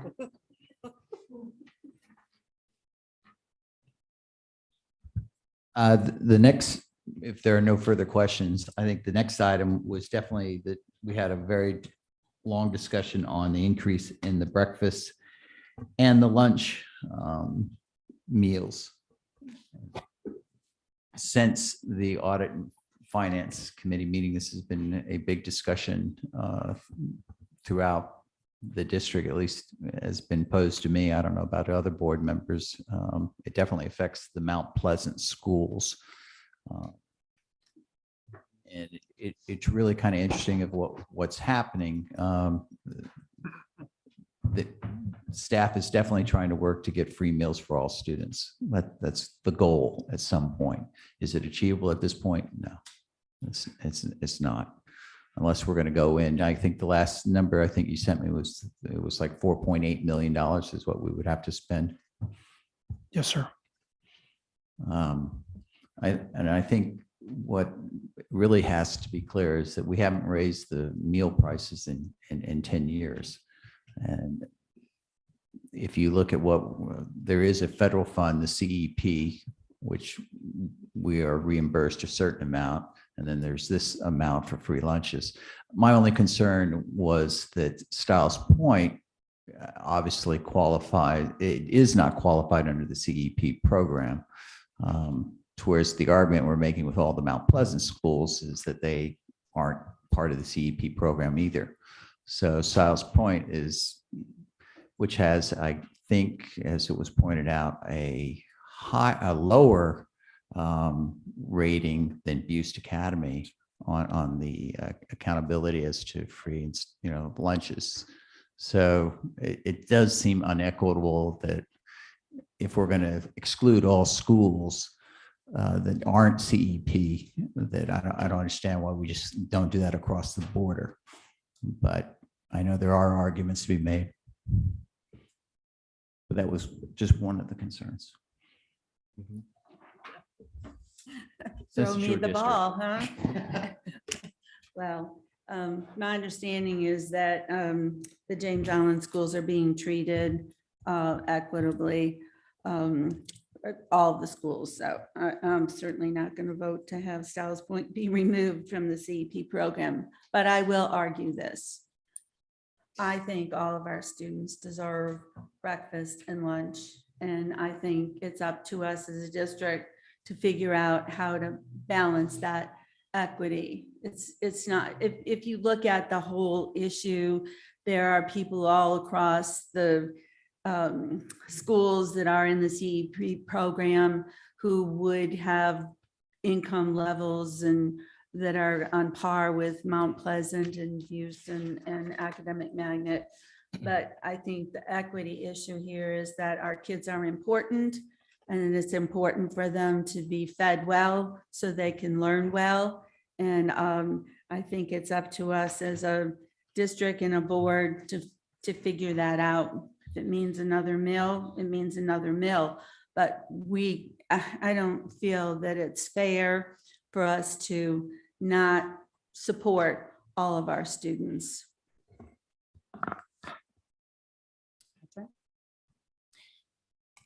I agree that I don't think that we should just raise food prices on Mount Pleasant students.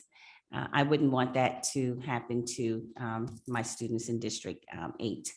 So what I'm going to propose to the Audit and Finance Committee is for them to maybe hire an outside consultant to see, let me back up and say this. If we always do what we always did, we'll always get what we always got.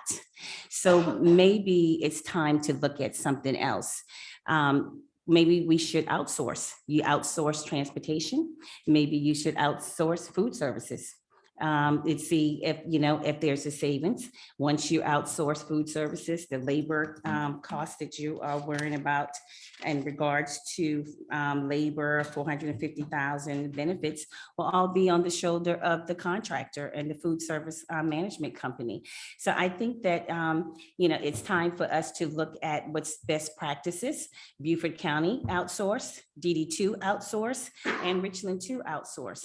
So maybe we should spend some time looking at other ways instead of taking the easy way out to increase and add more monies to just one part of the district.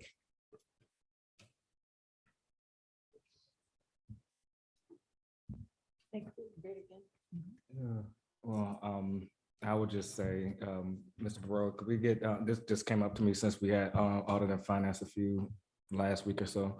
Can we get a list of each school and where they fall within the funding model, be it whether they're going to next year, FY24, be getting free lunch and free breakfast and lunch, or whether they'll be paying, and then the percentage of how many students inside the school qualify for the free lunch program.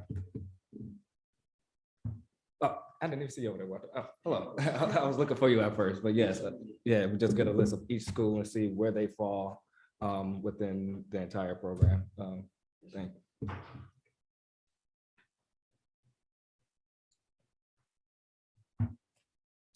So if we have that information, how would it change the way we look at the proposal? I wouldn't say it would change much. I would just say it would give us a better understanding of which schools fall under the free lunch program, because as of right now, and I'm sure Walter could speak to this a little bit more, the schools over in Mount Pleasant and whatnot, they are the ones who basically fall out of that. So we just have a breakdown of each school, where they fall within the program, and then also how many students within the schools actually qualify for free lunch, or free breakfast and lunch. Then it would give us a better understanding of why Mount Pleasant was being singled out. But then even when we think about St. James, Santee, we see how many students inside of that school qualify for the free lunch program. And they have a very robust outreach program out that way to make sure everybody who qualifies for it is actually getting it. Mhm. Ms. Roberson actually answered my question, so thank you. Which was about the outsourcing, the food quality, yeah, that's, I agree. Let's be careful about the outsourcing as well, because we Let's be very just be Cha-ching. very, Sounds be expensive. there, because we got Sodexo and these other companies out here that are. Well, that's why you have someone to do Mhm. the work to do consulting, and then they'll bring a presentation. It doesn't mean we're going to do it, but it doesn't mean that we can't look. I would love a, collaboration with our local farms and. And I was really surprised out of all the issues, I think, you get faced with how little feedback I got on this one. So Social media was alive with it. well, my email wasn't, so I'm happy.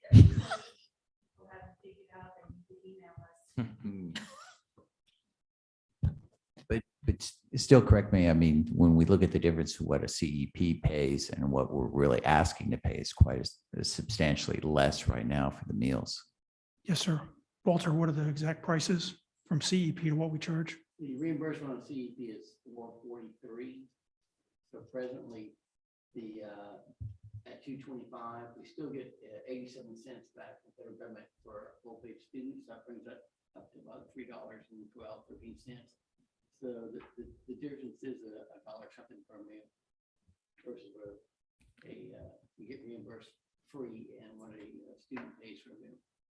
And really, most of the pushback I got was from teachers that were driving an hour into Mount Pleasant from Goose Creek that had to bring their kids in, and they had to eat lunch too.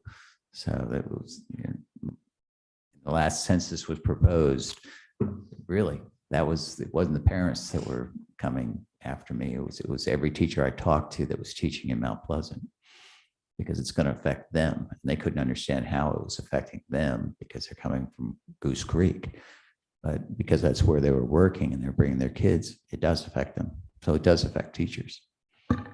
Teachers, and the rate is set by a minimum rate by USDA, what we can charge for a meal for a teacher. So whether it's a CEP school or non-CEP school, the teachers to be paying for their meals. Teachers wouldn't get paid. What about the teachers' kids? The teachers' kids that they bring to school, yeah. Yeah, Walter's answer was related to paying for teachers themselves lunches. That's been calculated before, requested by the last board. And I want to say that cost was over $4 million to provide teachers free lunch. So that's where Walter was thinking. Yeah.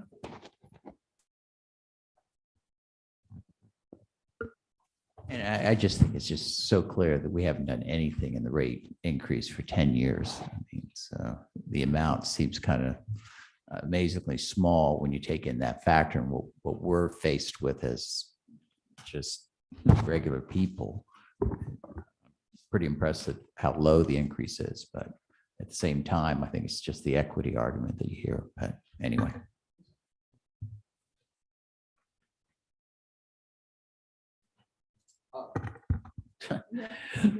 The last one is well, we're going to be handling the approval of the budget projects, 250 in a special meeting.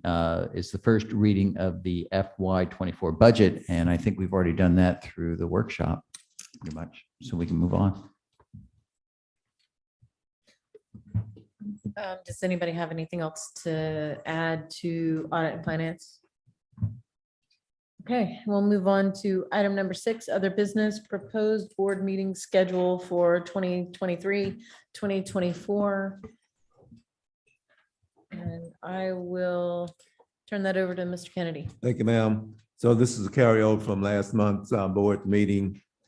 In the calendar that we had last month for the months of July, December, and April, we had a single meeting for each of those months because of the July 4th holiday, the holidays in December, as well as spring break. So we've modified the calendar to add for April during the spring break week, during the spring break month, to have two separate meetings, a committee of the whole and the regular board meeting, and keep maintaining a single meeting in July and August because of those holidays. And just for clarity, on the background and the administrative content, that's the same, correct? This is these two calendars I pulled up, that they read the same. That's what you intended, right?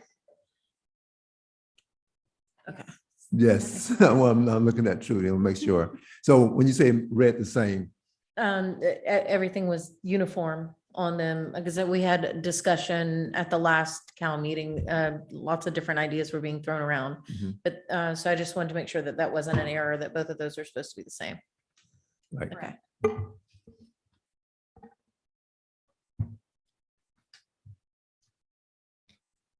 I looked at the calendar and I didn't see that, I didn't feel it reflected the discussion we had.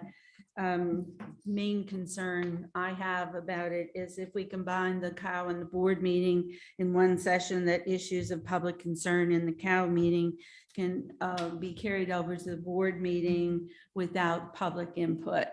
So I don't like to just identify problems without solutions. So when I looked at the calendar, I thought of a couple of scenarios. One, in July, there are 5 Mondays. So if we had the 4th Monday in July as COW, then the 5th Monday could be the board meeting.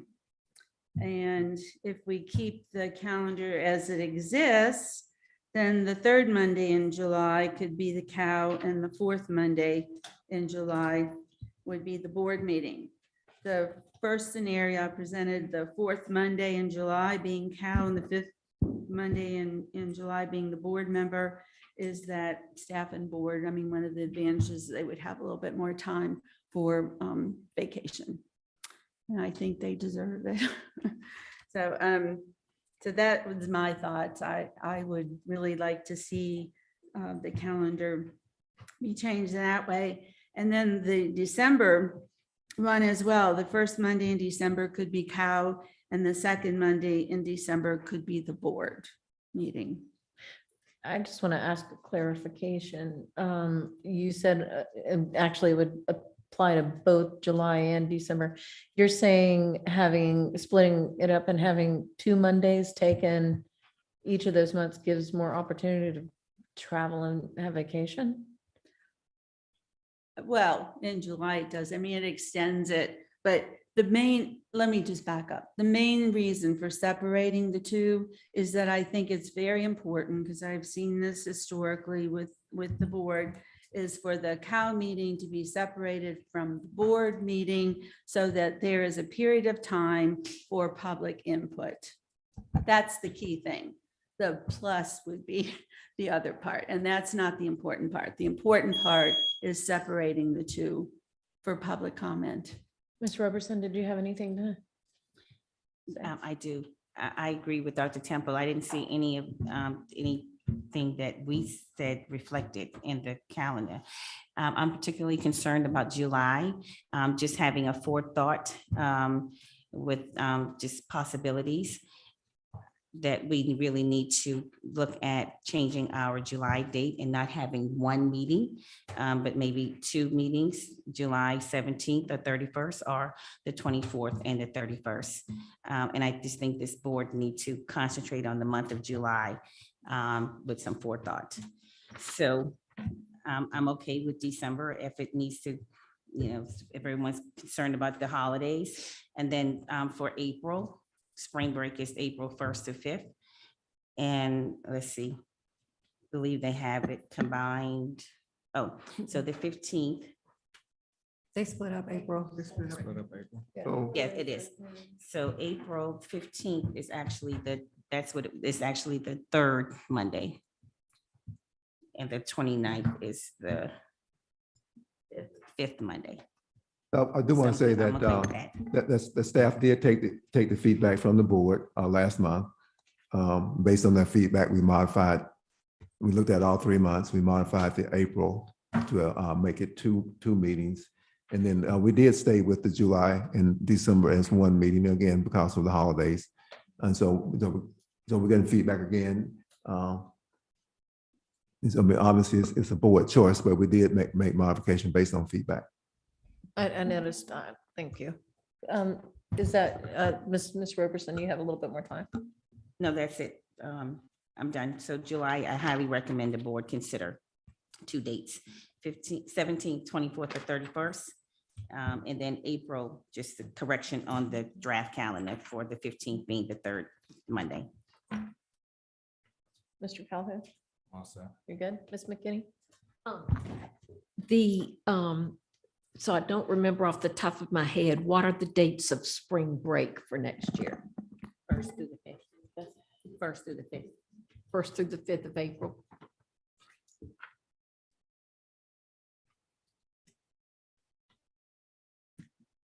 I agree that we definitely need 2 board meetings in July. So question for staff. So when Anita, is the 2.5-day symposium in educator symposium in July? July 24th through the 27th. Yeah.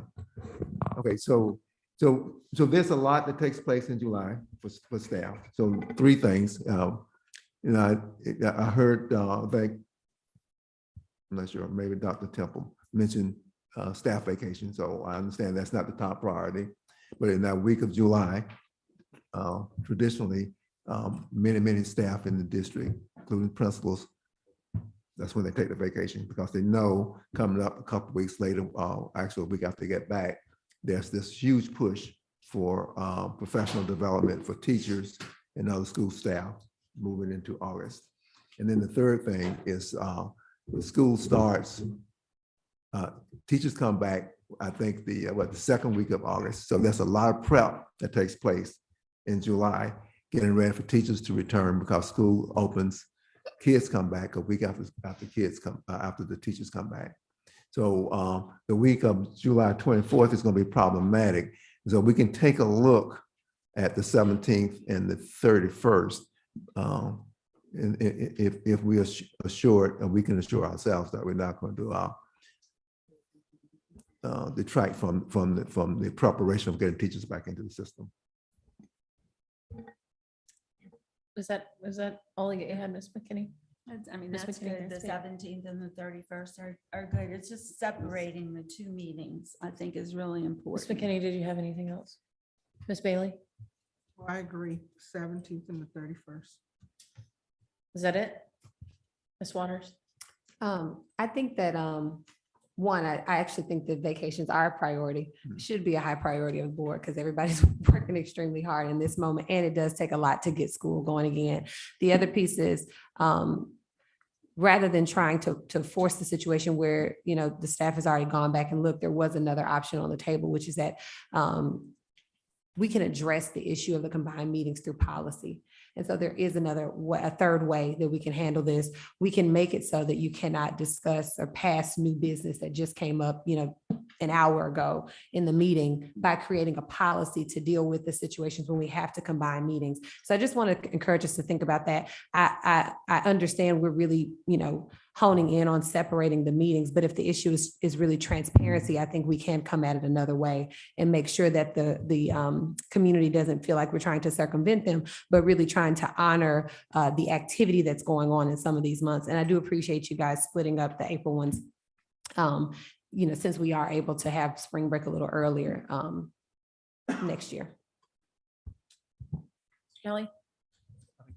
Mr. Grabowski? Yeah. While I'm very appreciative they broke up the April, I can see the justification for July and December. I think staff needs to have a break from this. I know a lot of companies don't even have board meetings in July. I know we don't have it with the state, but nevertheless, I think the schedule's good and mainly just to get the staff a break. And I know even for board members, I'd be amazed to see, it's easier. So I do appreciate the work you did. And I actually concur with Mr. Grabowski. I'm in favor of keeping it the way that you've proposed it. And I feel like you did a lot of work to try to meet us in the middle. And for me personally, it works out better for me to lose one Monday out of the month from how I actually pay my bills to rather than missing 2 Mondays out of the month from being able to, get a decent livable wage for myself. So I'm in favor of keeping it this way in recognizing the fact that you guys definitely tried to meet us in the middle. And I think it's also better for the staff with the school and or the staff here at the district that put these meetings on for them to have more opportunity in July to be able to enjoy their families for the summer, because you guys do so much the rest of the year. So I want to honor them as well and not just take for ourselves. So.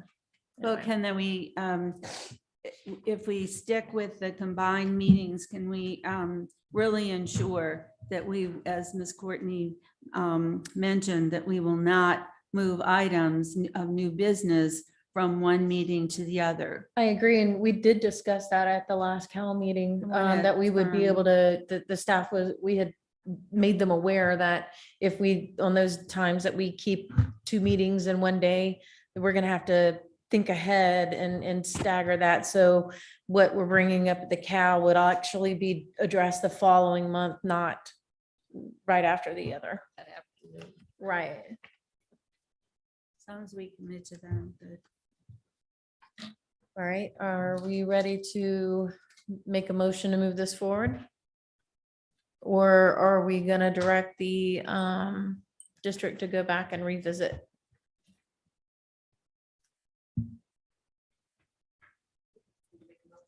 Right, that's what I'm asking. Do we have a second? Second.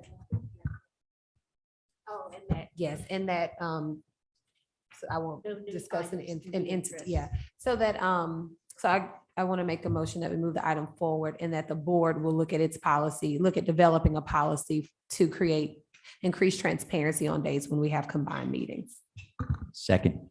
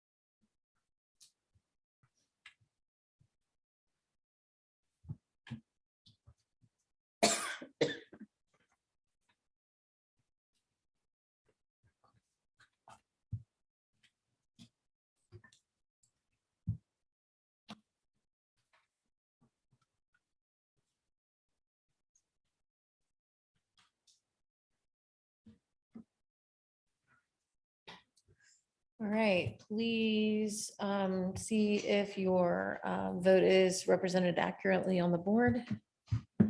If there are any problems, speak now. Otherwise, the motion carries.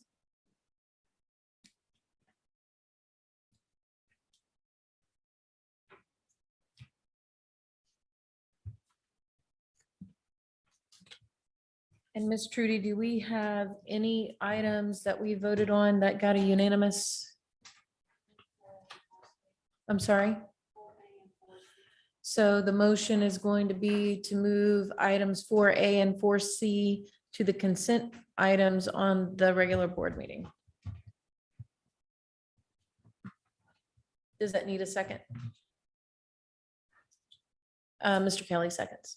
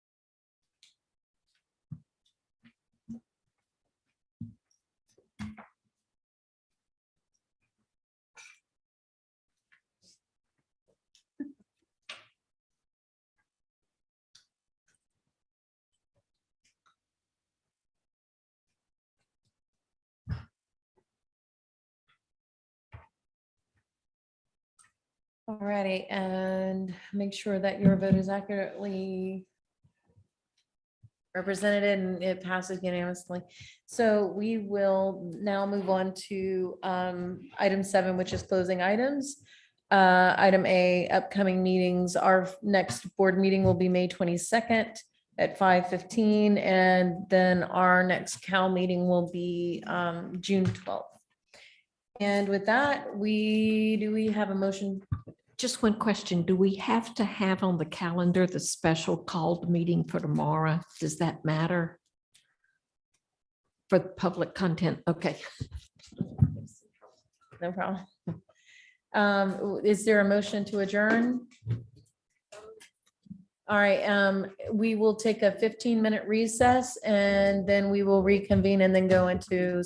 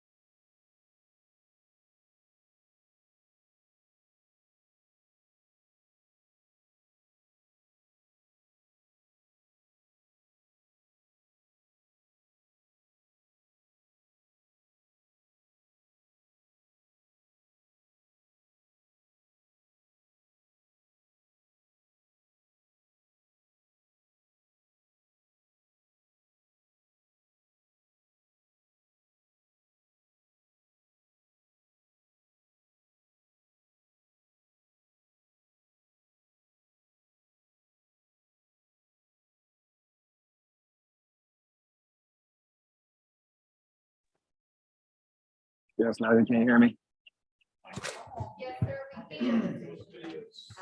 Thank you.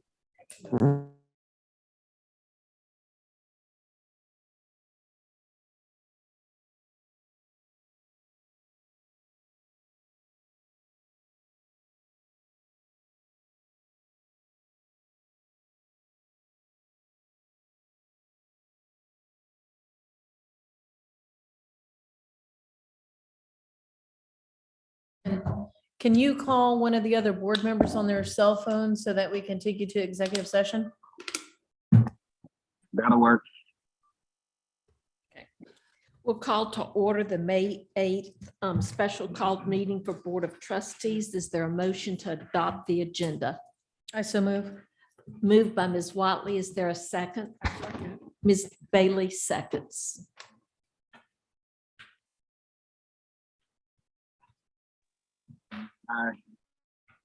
Thank you, Mr. Calhoun.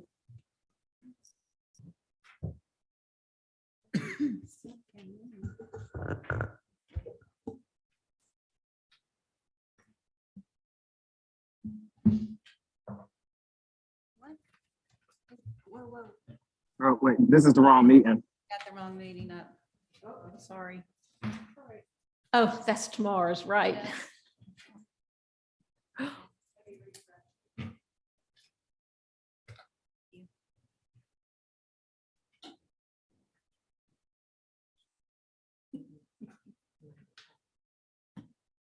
Does everyone have May 8th agenda pulled up on the board? Okay, all right.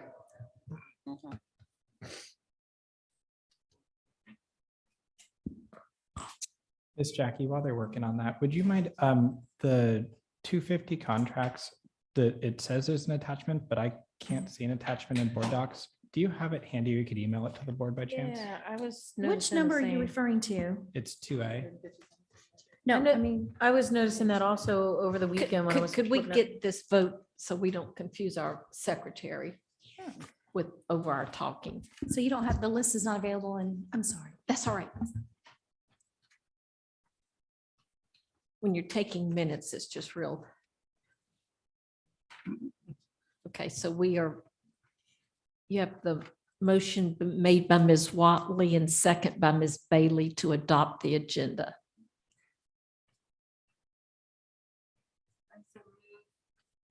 It's already been, sorry. Okay. All right. Now we'll have an opportunity to vote, and if you will confirm your vote. And Mr. Calhoun, you heard his voice vote? Okay, thank you.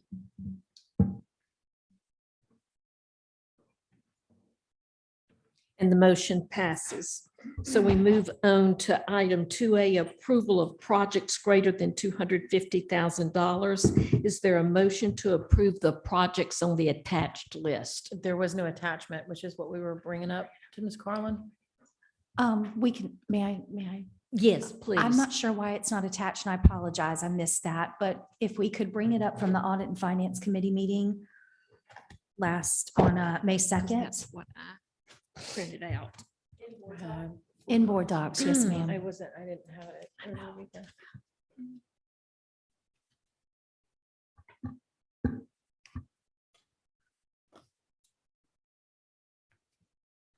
While she pulls that up, is there a motion so that we can begin discussion? I'll make the motion. Mr. Grabowski moves Second.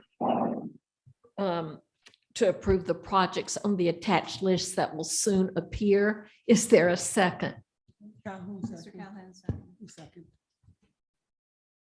I'm sorry, Mr. Calhoun, Calhoun, second. second. Okay.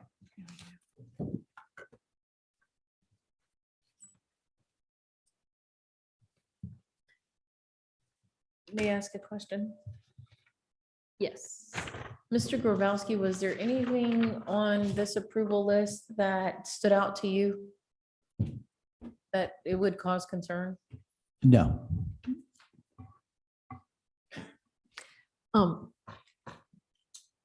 Dr. Temple, any questions? Ms. Roberson? Well, I have a lot of questions. Okay. And I don't want to take the time up, so I spoke to Mr. Barori, and I will just meet one-on-one with him because I do have a lot of concerns.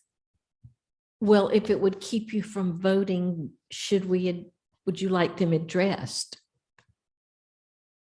in public session? No? Okay. Ms. Watley? Now I'm wondering what her questions are. No. Ms. Bailey?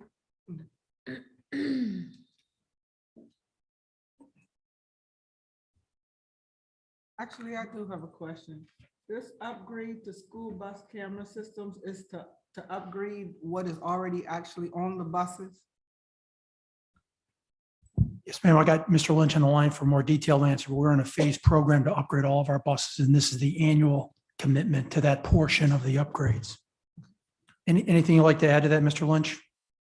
Yes, so each year we try to upgrade at least 50 buses. These buses already have existing camera equipment on there. However, it's old equipment and electronic equipment, especially cameras on a 17-ton vehicle that's a big tin can vibrating over time definitely takes away from the quality of the video. So each year we try to upgrade a number of buses. So this year our goal for FY24 was to upgrade 50 buses.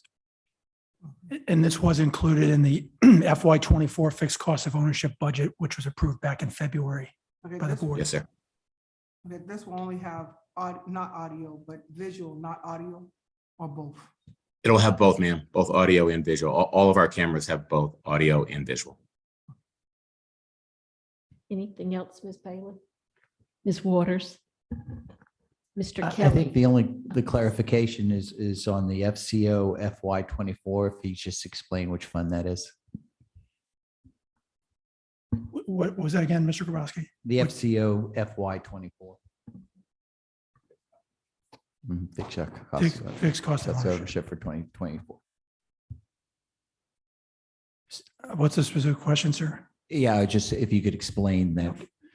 So in February, we brought forward the fixed cost of ownership budget. It included multiple programs from transportation, facilities management, playground security. And each of those programs had a list of projects underneath it that was approved by the board in February. And this is essentially the execution of that program, some of it. Thank you. Yes, sir. Mr. Kelly? Mr. Baroi, pardon me, the one that jumps out at me is line item 17. I've seen a lot of items having to do with roof repairs. Do we have particularly leaky roofs? Am I imagining that this comes up pretty frequently? And the other thing on that topic is it is only listed for 11 days. Is that standard? That seems relatively short to me, but perhaps you could educate me. So I've got Mr. Hammer on the line, but I'll cover the larger portion of the program. So, we have more than 80 schools in the district. For those of you that own a house, you replace your roof once every 20 years. And so every year we have some number of roofs that are prepared for replacement. Because of the size of our roofs, many of them are broken into multiple phases. So sometimes you'll see the same school listed 2 or 3 different times over the course of a few year period, because we only have the summertime in most cases to replace a portion of the roof. So we work at doing our roofs in the summertime as much as possible, unless we're just doing a built up on top of an existing roof. And so that's why it appears that there are roofs all the time, because of the frequency, the phasing, and the fact that we're doing this all the time with a number of schools. As far as the time allotted for the advertisement, I've got Mr. Hamer on the line. If you've got anything to add to that, Mr. Hamer, related to that. I know that because this is an Omnia, we went through this before, Omnia contract, it's already state approved.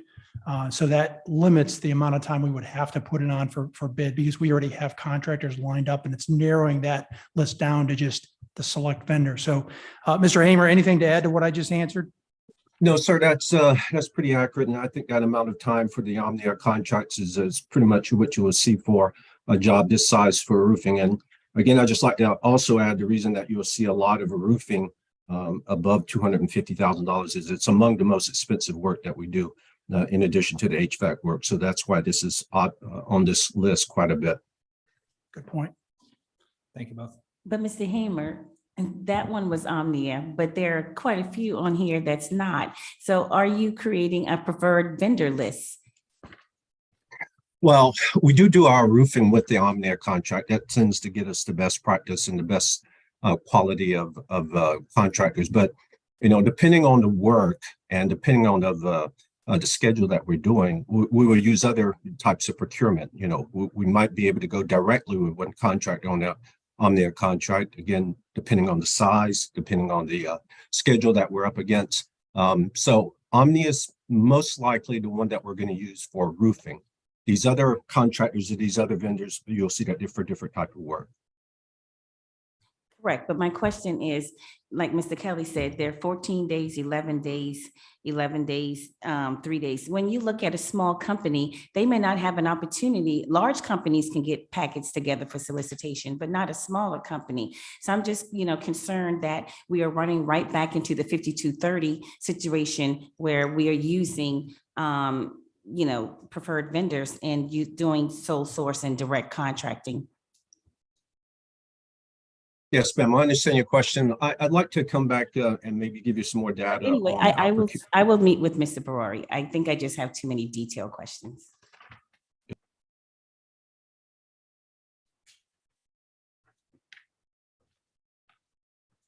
Mr. Calhoun, do you have any questions? No, I'm all set.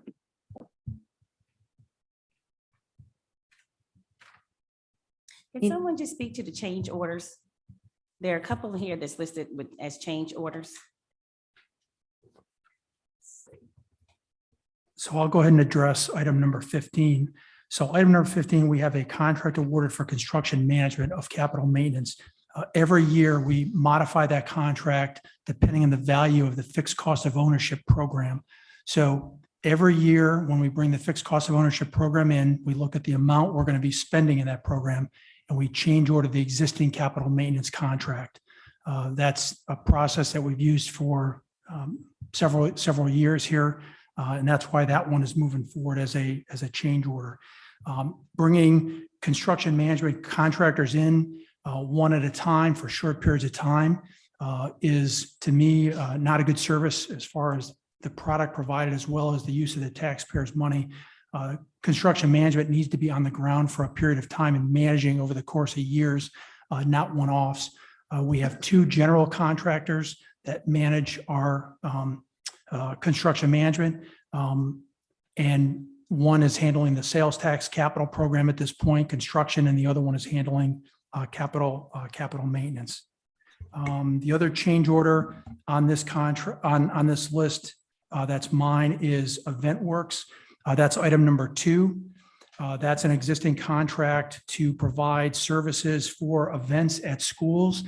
The requests from our schools exceeded our current contract, and we chose to go with a contract modification to handle that increase above the existing amount. And then the other item on there is transportation. That's item number 5. And that's adding to the existing camera system. We use Mobilecom for that work. And this is adding that number of cameras with the funding that's provided for their work. So in all 3 cases, change orders were determined to be the most effective way to get the work done, most cost-effective way to get the work done, and to make sure that it's consistent with what we have in the district now with the existing products. So it was a change order, not an add-on. Correct, a change order. So it exceeded the existing contract amount in this case. Mr. Hamer can comment on EventWorks. Again, we had a set amount of work in the contract. The amount of work demanded by our schools exceeded what was awarded, and we modified that contractor to increase the quantities of those items that are listed there for rental, tables, chairs, stages, et cetera. Yes, sir, that's absolutely right. When we started the school year, we had a contract, a purchase order for an amount that I believe it was something under $200,000. Once we understood how much work we had to do at the schools, and then also have some estimation of what we have to do at the end of the school year, that necessitated us increasing that purchase order, in which we use a change order to do that.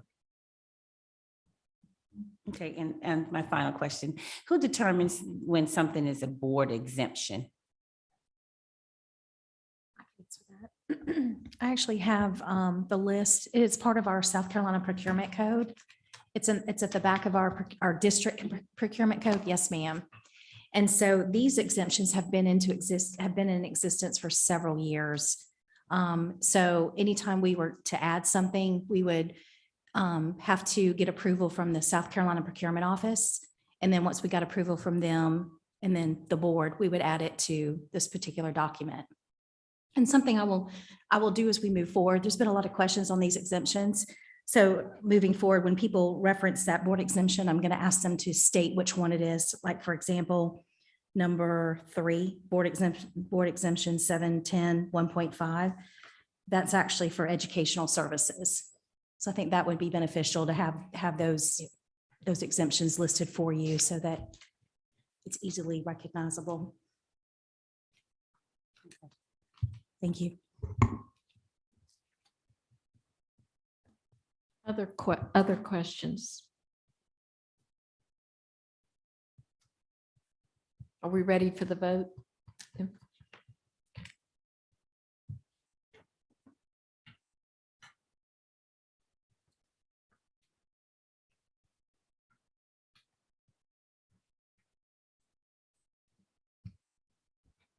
Mr. Calhoun, do you care to vote? Yes, aye.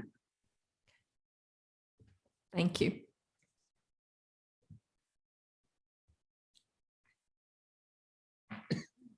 Please confirm your vote is recorded as you wish.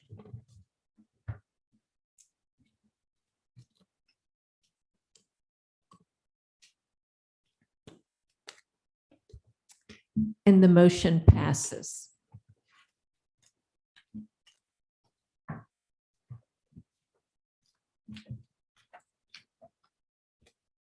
Next item on the agenda is to convene into executive session. Client privilege. Is there a motion? I'll make the motion. Mr. Grabowski moves. Is there a second? I second. Ms. Bailey seconds. Actually have a question. Never mind. No, I don't. I answered my own question.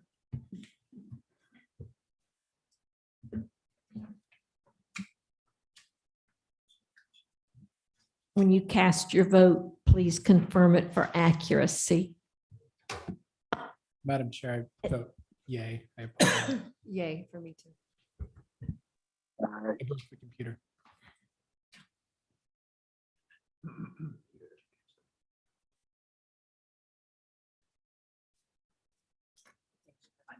Mr. Calhoun.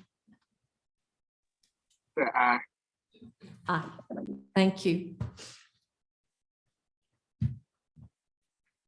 And the motion passes. We will return.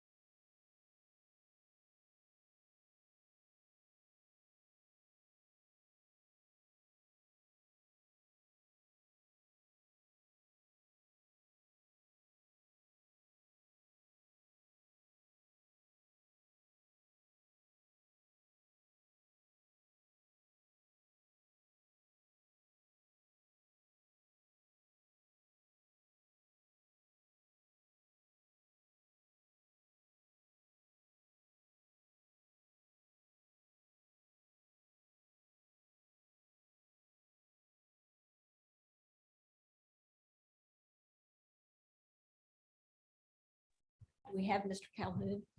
Okay. All right. Is there a motion to reconvene the open session? I so move. Ms. Watley moves. Is there a second? Second. Second by Mr. Grabowski.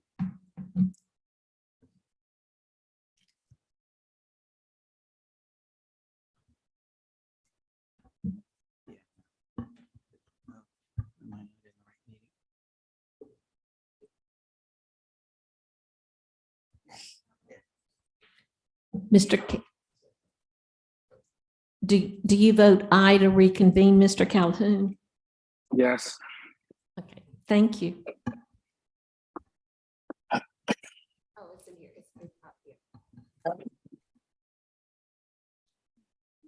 We're back in. Wait for it to vote to show up. We'll be back. And the motion passes.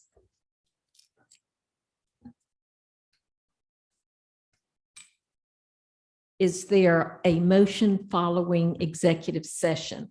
Yes, Madam Chairman, I'd like to make a motion to reconsider the appeal by the certified employee to overturn Charleston County District's decision to terminate employment with Charleston County School District as presented at the April 24, 2023 Board of Trustee meeting. Motion made by Mr. Grabowski. Is there a second? Second from Mr. Kelly.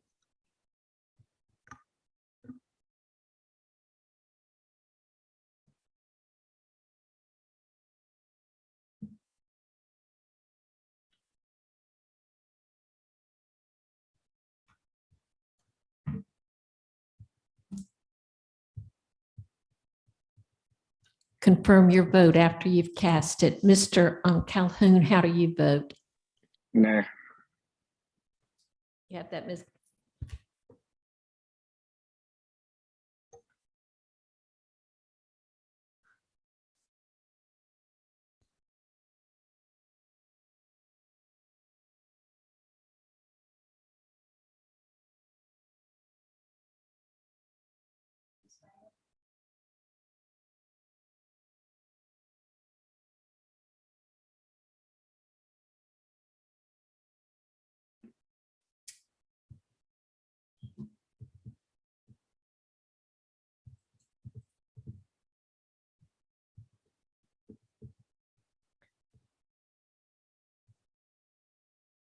And the motion does not pass. Do you see your vote correctly represented? Hold on. I clicked the wrong thing. I'm sorry, that was supposed to be yay. You meant to vote yay? Yeah. So it would pass. Do we have to redo it? It's up to y'all, but I think with her verbally saying she incorrectly voted. Ms. Paler, do you have any? So that would give us 5 yay, 4 nay, Correct. and no abstentions. So Correct. the motion does pass. Please confirm your votes after each time that you vote. On the screen on the left, I guess.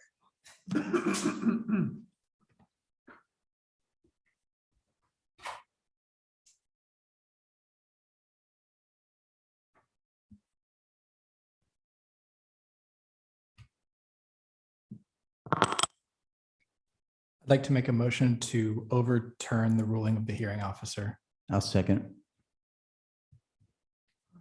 Motion has been made by Mr. Kelly and seconded by Mr. Grabowski.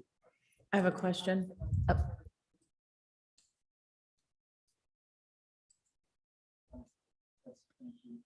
Yeah, thank you. I was just about to ask for you to clarify what you were. Like to make a motion to uphold the district's original decision in regard to this employee. Is there a second? I second. Ms. Bailey seconds. Would you repeat that one more time for Ms. Bowles, please? A motion to uphold the district's original decision in regard to this employee.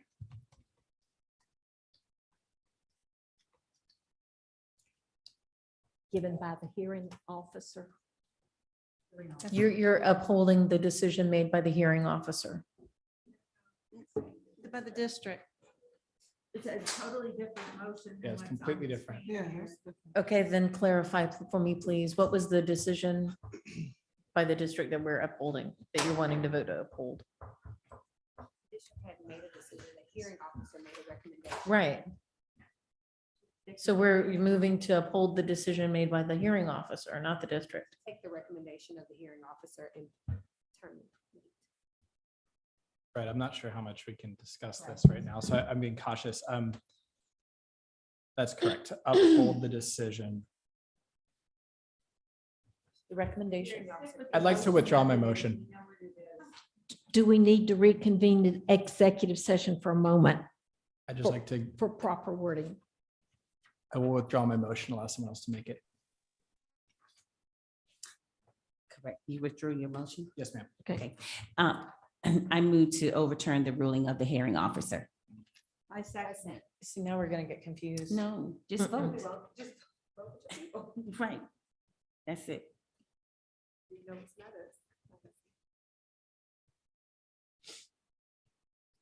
So what are you're asking to overturn the decision of the hearing officer or the recommendation of the hearing officer? The As a- ruling, because that was the original motion. You're absolutely right. And we have to, Yes. the reconsideration has to be of the original motion. That's right. You're right. That's the original motion. Both ladies are right. Can you pull up the original motion from, See, even Ms. Trudy is confused. from, April 24th. Yeah, April 24th. Mr. Kennedy, I just made the, Decision is what the April 24th. Can you read it? I'll bring it up, please. Y'all are killing me. Yes, please, if you could. You could- Yes. Yeah, it should be in the And I'll look minutes. too.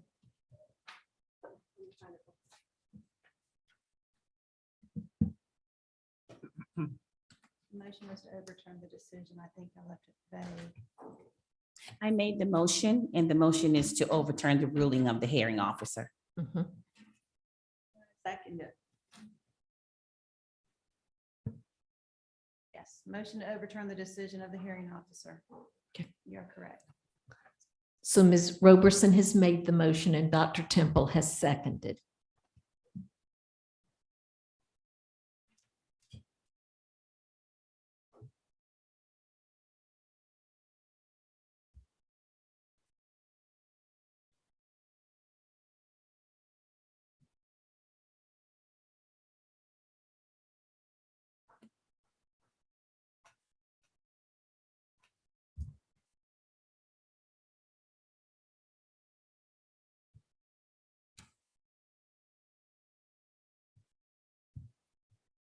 That's not. We need the screen for the motion.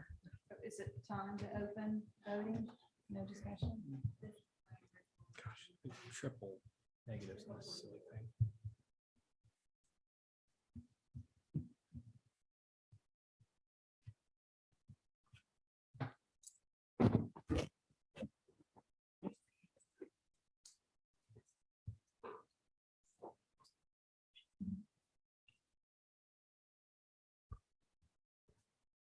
Please cast your ballot and then confirm your vote.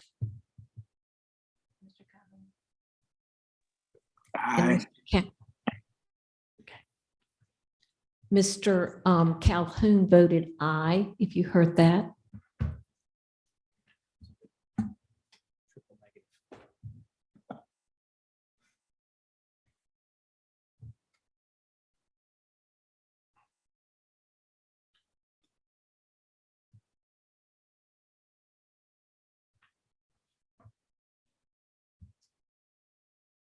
Thank you for the assist, Ms. Roberson. Got my brain in a knot.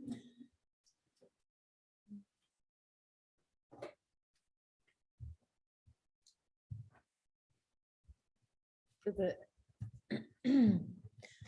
I'm just going to make a clarifying comment. The hearing officer recommended to terminate, and this is to vote yay to overturn that decision. And nay means you uphold the recommendation of the hearing officer, correct? I'm confused. I know, there's a lot of, What if you just said vote is correct. nay, if What you you just vote said- nay on this, that means the hearing officer's recommendation of termination is upheld. If you vote yay, that means you're overturning that decision. Can we please just refer back to the documents from the April 24th meeting without discussing this further outside of the public? Yes, sir. Has everyone cast their vote? It's not coming up, but the motion failed. 4 yay, 5 nay.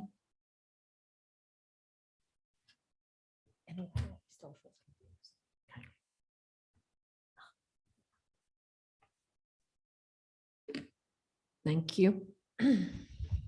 I'd like to make a motion. We make a motion to affirm the decision made by the hearing officer.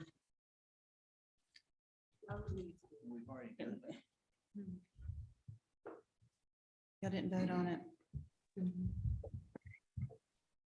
that a necessary legal step? I was about to say, can we get a point of order on that? Yeah. You said you weren't gonna overturn it, So, but I still think you need affirmatively. So that's why I put, that's Okay. why I put the motion out there, because Ms. Paylor's weighing in that we need to make some sort of statement and affirming the hearing officer's ruling okay, so would you please state it again for Ms. Bowles? as soon as she gets ready. Motion to Affirm or uphold the decision made by the hearing officer. So this is a third motion? Yes, ma'am. It's the last one. Can I get a real quick point of order? Can I get a point of information, actually? Can I understand what is the difference between what we just did and what this new one is doing? Yeah. Can you? It sounds like we're doing the same, it sounds like we're doing the same thing with different wording. Well, no, you didn't know, but his decision is final, so the board has to make a decision one way or other. Well, you didn't overturn it, but I still think you have to affirm it. It needs to be a positive rather than. Dotting the I and crossing the T, I guess. So what we're saying was the original motion was wrong from April 24th. No. Yeah, because we would have left it alone. It's a motion to uphold the decision of the hearing. It's just the opposite, but I think it's necessary to affirm. For direction. Okay. And Ms. Watley made the motion. Is there a second? Is there a second? Second. Ms. Paylor, the members of the board are going to absolutely hate me for this. The other members of the board are not going to care for this much, but are we now adding an item to an agenda that's not been posted for 24 hours? No, it's a motion to reconsider was made, and that was on there, and so now I'm talking it's about been the third one. reconsidering. Huh? I'm talking about the third one, the affirmation of the hearing officer's decision. I think that you can make it. I think it's clear. I think it's still within the same topic that was posted.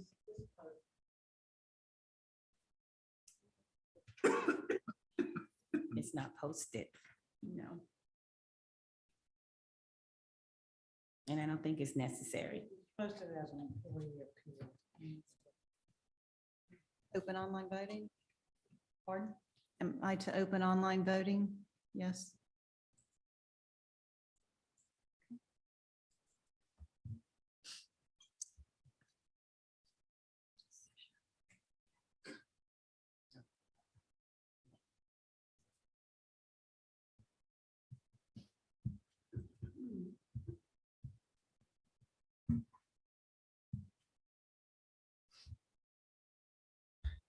Please confirm your vote after it is cast in the upper left-hand corner of your screen. Nay. Pardon me? Nay. Okay, thank you.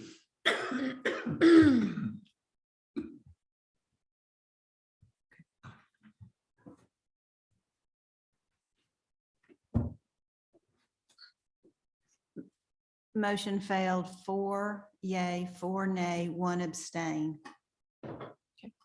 Thank you.